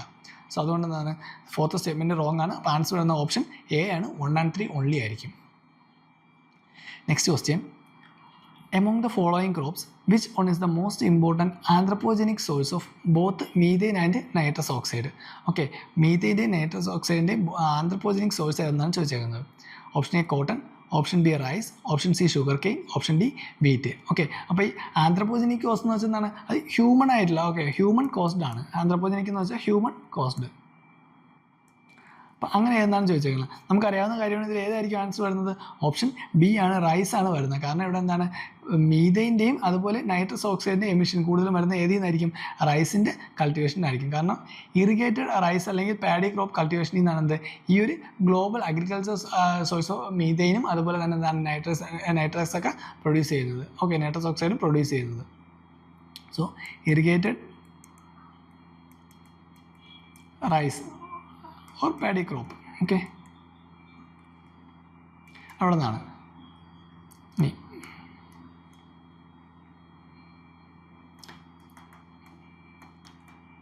ഗ്ലോബൽ റൈസ് പ്രൊഡക്ഷൻ കാരണം ഏകദേശം 11% ടോട്ടൽ ആന്ത്രപ്പോജനിക് CH4 അല്ലെങ്കിൽ എന്താണ് മീഥേനാണ് എന്ത് റിലീസ് ആവുന്നത്. അപ്പോൾ ഗ്ലോബൽ റൈസ് പ്രൊഡക്ഷൻ കാരണം 11% ഓഫ് ടോട്ടൽ ആന്ത്രപ്പോജനിക് മീഥെയിൻ പ്രൊഡക്ഷനാണ് ഉണ്ടാകുന്നത്. ഓക്കെ, സോ അതൊരു വലിയ എമൗണ്ട് ആണ്. കാരണം എന്താണ് റൈസ് പ്രൊഡക്ഷൻ മാത്രം കാരണം എന്താണ് 11% ഓഫ് ടോട്ടൽ ആന്ത്രപ്പോജനിക് മീഥെയിനാണ് എന്ത് പ്രൊഡ്യൂസ് ആവുന്നത്. ഓക്കെ, സോ ഇവിടെ ആൻസർ വരുന്നത് ഏതായിരിക്കും, ഓപ്ഷൻ ബി ആണ്. റൈസിൻ്റെ കൾട്ടിവേഷൻ കാരണമാണ് എന്ത് ചെയ്യുന്നത്, റൈസിൻ്റെ കൾട്ടിവേഷനാണ് എന്ത് anthropogenic source of both methane and nitrous oxide പറയുന്നത്. Next, system of rice intensification of cultivation in which alternative wetting and drying of rice fields is practiced result in first statement reduced seed requirement, second statement reduced methane production, third one reduced electricity consumption. അപ്പോൾ ഏതൊക്കെ സ്റ്റേറ്റ്മെൻറ്റാണ് ശരിയെന്നാണ് ചോദിച്ചേക്കുന്നത്. So system of rice ഇൻറ്റൻസിഫിക്കേഷൻ അതെന്ന് വെച്ചാൽ എന്താണ്, അവിടെ alternative വെറ്റിങ്ങും ഡ്രൈയിങ്ങും ആക്കുന്നുണ്ട്. Okay, normally നമ്മളെപ്പോഴും എന്താണ് ഇറിഗേഷൻ മാത്രമാണ് ചെയ്തുകൊണ്ടിരിക്കുന്നത്. അങ്ങനെ ചെയ്തുകൊണ്ടിരിക്കുന്നതിന് പകരം എന്താണ് ആൾട്ടർനേറ്റീവ് വെറ്റിങ്ങും ഡ്രൈയിങ്ങും ചെയ്യുന്നുണ്ട്. സോ ആ ഒരു പ്രോസസ്സിന് എന്ത് സിസ്റ്റം ഓഫ് റൈസ് ഇൻറ്റൻസിഫിക്കേഷൻ എന്ന് പറയുന്നത്. സോ അതിൻ്റെ റിസൾട്ട് എന്തൊക്കെയാണെന്നാണ് ചോദിച്ചേക്കുന്നത്.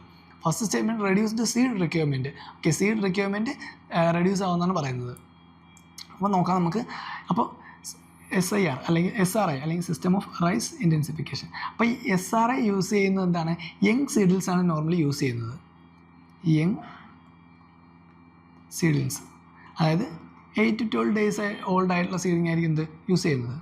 സോ ഇതെന്താണ് transplanted singly with wider spacings and it significantly lowering the seed rate. Okay, അത് നോർമലി എന്താണ് സീഡ് റേറ്റ് ലോവർ ചെയ്യുകയാണ് ചെയ്യുന്നത്, അല്ലെങ്കിൽ എന്താ റെഡ്യൂസ് ചെയ്യുകയാണ് ചെയ്യുന്നത്. So reduce the seed requirement അല്ലെങ്കിൽ എന്താണ് reduce the seed rate. Okay, compared to traditional farming. അപ്പോൾ എന്താണ് ട്രഡീഷണൽ ഫാമിംഗ് ഉദ്ദേശിച്ചത് എന്താണ്, നോർമലി ഇതെന്ത് ചെയ്യുന്നുണ്ട് യങ് സീഡിൽസ് ആണ് യൂസ് ചെയ്യുന്നത്. അതുകൊണ്ട് എന്താണ് സീഡ് റിക്വയർമെൻറ്റ് റെഡ്യൂസ് ചെയ്യുകയാണ് ചെയ്യുന്നത്. സോ ഫസ്റ്റ് സ്റ്റേറ്റ്മെൻറ്റ് ശരിയാണ്.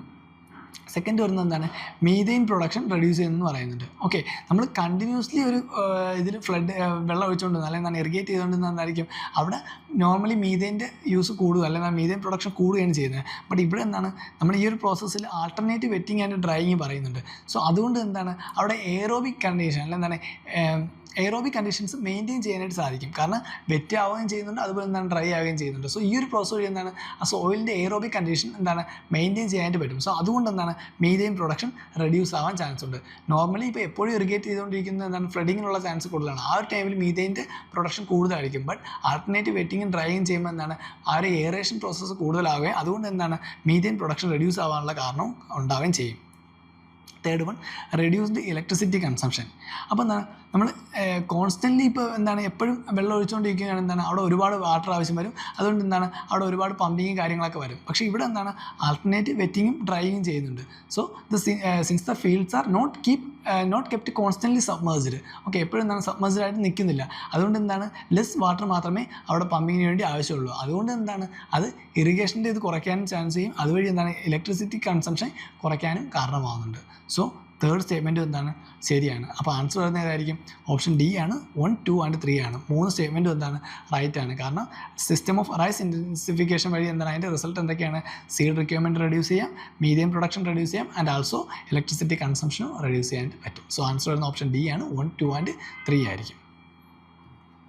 Next, which one of the following lakes of West Africa has become dry and turned into a desert? Okay, again current affairs related ഉള്ളൊരു ക്വസ്റ്റിനും കൂടെയാണ്. Answer വരുന്നത് ഏതാണ്? ഓപ്ഷൻ എ വരുന്നത് ലേക്ക് Victoria, option B ലേക്ക് ഫെഗുബൈൻ, option C ലേക്ക് ഓഗൂട്ട, option D ലേക്ക് വോൾട്ട.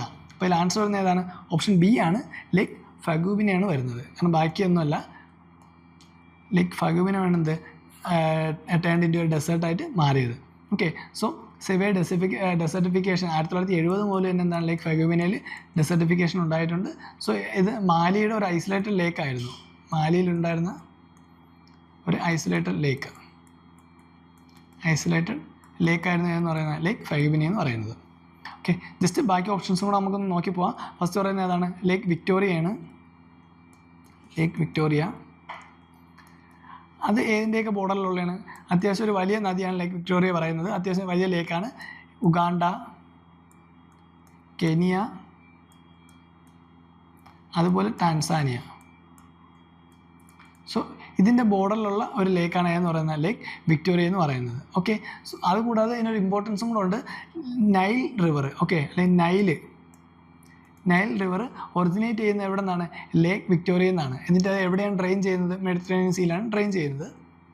So Nile river എവിടെ നിന്നാണ് originate ചെയ്യുന്നത്? ലേക്ക് Victoria എന്നാണ് originate ചെയ്യുന്നത്. ഓക്കെ, അതുകൂടി ജസ്റ്റ് നോക്കി വയ്ക്കുക. അപ്പോൾ ലേക്ക് വിക്ടോറിയ പറയുമ്പോൾ ഉഗാണ്ട, കെനിയ, ടാൻസാനിയ 3 സ്ഥലത്തിൻ്റെ ബോർഡറിലായിട്ടാണ് എന്ത് ലേക്ക് വിക്ടോറിയ കിടക്കുന്നത്. കൂടാതെ നൈൽ റിവർ ഒറിജിനേറ്റ് ചെയ്യുന്നത് ഈ ലേക്ക് വിക്ടോറിയയിൽ നിന്നാണ്. ഓക്കെ, നൈൽ എവിടെയാണ് ഡ്രെയിൻ ആവുന്നത്? അത് മെഡിറ്ററേനിയൻ സീയിലാണ്. ദെൻ നെക്സ്റ്റ് ലേക്ക് ഒഗൂട്ട. ഒഗൂട്ട എന്ന് പറയുന്നത് ലീൻ ഫിംഗർ ലേക്ക് എന്നാണ് പറയുന്നത്. ലീൻ ഫിംഗർ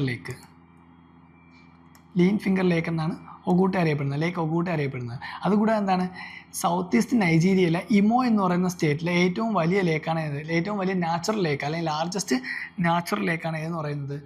ഒഗൂട്ട എന്ന് പറയുന്നത്. ലാർജസ്റ്റ് നാച്ചുറൽ ലേക്ക് എവിടത്തെ? Imo state south east Nigeria. Okay, south east നൈജീരിയയിലെ ഇമോ സ്റ്റേറ്റിലെ ലാർജസ്റ്റ് നാച്ചുറൽ ലേക്കാണ് ഏത്? ഒഗൂട്ട എന്ന് പറയുന്നത്. അതിന് മറ്റൊരു പേരിൽ അറിയപ്പെടുന്നത് ലീൻ ഫിംഗർ ലേക്ക് എന്നും അറിയപ്പെടുന്നുണ്ട്. ദെൻ ലേക്ക് വോൾട്ടയാണ് ഫൈനലി വരുന്നത്. ലേക്ക് വോൾട്ട എന്താണ്? അതൊരു മാസീവ് മാൻമെയ്ഡ് റിസർവോയർ ആണ്. മാസീവ് മാൻമെയ്ഡ് റിസർവോയർ എവിടെയാണ്? ഘാനയിലാണ്. ഓക്കെ, സോ അതാണ് 23ാമത്തെ ക്വസ്റ്റ്യൻ. അപ്പോൾ ആൻസർ വരുന്നത് എന്താണ്? ഓപ്ഷൻ ബി ആണ്. ലേക്ക് ഫെഗുബൈൻ ആണ് എന്ത് ടേൺഡ് ഇൻടു ഡെസേർട്ടായി മാറിയത്. വെസ്റ്റ് ആഫ്രിക്കയിൽ ഉണ്ടായിരുന്നതാണ്. സോ അത് മാലിയിലാണ് ലൊക്കേറ്റ് ചെയ്യുന്നത്. 1970 മുതൽ എന്താണ് ഡെസർട്ടിഫിക്കേഷന് കാരണമാകുന്നുണ്ട്. Next question, Gandikota canyon of south India was created by which of the following rivers? അപ്പോൾ ഗാന്ധികോട്ട കാനിയോൺ ഏത് റിവേഴ്സ് വഴിയാണ് ഫോം ആയതെന്നാണ് ചോദിച്ചേക്കുന്നത്. Option A Kaveri, option B Manjira, option C Pennar, option D Tungabhadra. Answer വരുന്നത് ഏതാണ്? ഓപ്ഷൻ സി ആണ് വരുന്നത്. പെന്നാറിൻ്റെയാണ് ഇത് ഗാന്ധികോട്ട കാനിയോൺ എന്ന് പറയുന്നത്. Okay, so formed by the erosional activity of the Pennar river over millions of years. അങ്ങനെയാണ് എന്ത് ഗാന്ധികോട്ട കാനിയോൺ ഫോം ആയത്. ദെൻ പെന്നാർ റിവർ റൈസ് ആവുന്നത് എവിടെ നിന്നാണ്? Nandi hills in Chikkaballapur district. Okay, Chikkaballapur എവിടെയാണ്? കർണാടകയിലാണ് ചിക്കബല്ലാപ്പൂർ വരുന്നത്. സോ ഈ നദി അതായത് പെന്നാർ ഏതൊക്കെ റീജിയനിലൂടെ ഒഴുകുന്നുണ്ട്? കർണാടകയിലൂടെ ഒഴുകുന്നുണ്ട്, അതുകൂടെ എവിടെയാണ്? ആന്ധ്രാപ്രദേശിൽ കൂടെയും ഒഴുകുന്നുണ്ട്. ഓക്കെ, സോ ഗാന്ധിക്കോട്ട ക്യാനോൺ ഉണ്ടാകുന്നത് പെന്നാർ റിവർ വഴിയാണ്. പെന്നാർ റിവർ ഫോം ആവുന്നത് നന്ദി ഹിൽസ് ഇൻ ചിക്കബല്ലാപ്പൂർ ഡിസ്ട്രിക്റ്റ് ആണ്. അതെവിടെയാണ്? കർണാടകയിലാണ്. And also the river passes through two states. ഏതൊക്കെയാണ്? Andhra Pradesh and Karnataka. Okay, so just നോക്കി വയ്ക്കുക. അതിൻ്റെ ഡ്രെയിൻ ആവുന്നത് എവിടെയാണ്? ബേ ഓഫ് ബംഗാളിലാണ് ഡ്രെയിൻ ആവുന്നത്. ഓക്കെ, നോർമലി കർണാടകയിൽ നിന്ന് പോയി നോർത്തിൽ നിന്ന് വന്ന് എന്താണ് ഒരു നോർത്ത് ഈസ്റ്റിലോട്ട് പോകുന്ന ആ ഒരു മോഡലാണ് പോകുന്നത്. കാരണം കർണാടകയിൽ നിന്ന് ഫോം ആയിട്ട് ആന്ധ്രാപ്രദേശ് വഴി പിന്നെ അങ്ങോട്ട് പോകുമ്പോൾ ബേ ഓഫ് ബംഗാളിലേക്ക് ഫോം ചെയ്യുന്നുണ്ട്. ഓക്കെ, ഡ്രെയിൻ ചെയ്യുന്നുണ്ട്. സോ അതാണ് 24th ക്വസ്റ്റ്യൻ. അപ്പോൾ ഗാന്ധിക്കോട്ട ക്യാനിയോൺ പെന്നാർ റിവറിൻ്റെയാണ്. Next 25. Consider the following pairs: peak and mountains. Namcha Barwa Garhwal Himalaya, Nanda Devi Kumaon Himalaya, Nokrek Sikkim Himalaya. ഇപ്പോൾ ഏതൊക്കെ പേഴ്സാണ് കറക്റ്റ്ലി മാച്ച് ചെയ്തേക്കുന്നതാണ് ചോദിച്ചേക്കുന്നത്. ഫസ്റ്റ് നോക്കിയേ, Namcha Barwa Garhwal Himalaya. Okay, Namcha Barwa എന്താണ്? ഗർവാൽ ഹിമാലയ എന്ന് പറയുന്നത്. നമുക്കറിയാം ഗർവാൽ ഹിമാലയ എന്ന് വെച്ചാൽ എവിടെയാണ്? ഉത്തരാഖണ്ഡ് റീജിയനിലാണ് ഗർവാൽ ഹിമാലയ. ഉത്തരാഖണ്ഡ്. ഓക്കെ, ഉത്തരാഖണ്ഡ് റീജിയനിലാണ് ഗർവാൽ ഹിമാലയ സ്ഥിതി ചെയ്യുന്നത്. പക്ഷേ നംജ ബർവ എന്ന് പറയുന്നത് ആസാമിലാണ് ലൊക്കേറ്റ് ചെയ്യുന്നത്. സോ ഇവിടെ ഗർവാൽ ഹിമാലയയിൽ വരുന്നെങ്കിൽ അത് എവിടെയായിരിക്കണം? ഉത്തരാഖണ്ഡിലായിരിക്കണം. പക്ഷേ നംജ ബർവ എവിടെയാണ്? ആസാമിലാണ് സ്ഥിതി ചെയ്യുന്നത്. സോ അതുകൊണ്ട് നംജ ബർവ എവിടെയാണ്? ആസാമിലാണ് സ്ഥിതി ചെയ്യുന്നത്. സോ അതുകൊണ്ട് എന്താണ് ഫസ്റ്റ് സ്റ്റേറ്റ്മെൻറ്റ് എന്തായാലും തെറ്റായിരിക്കും. കാരണം നംജ ബർവ വരുന്നത്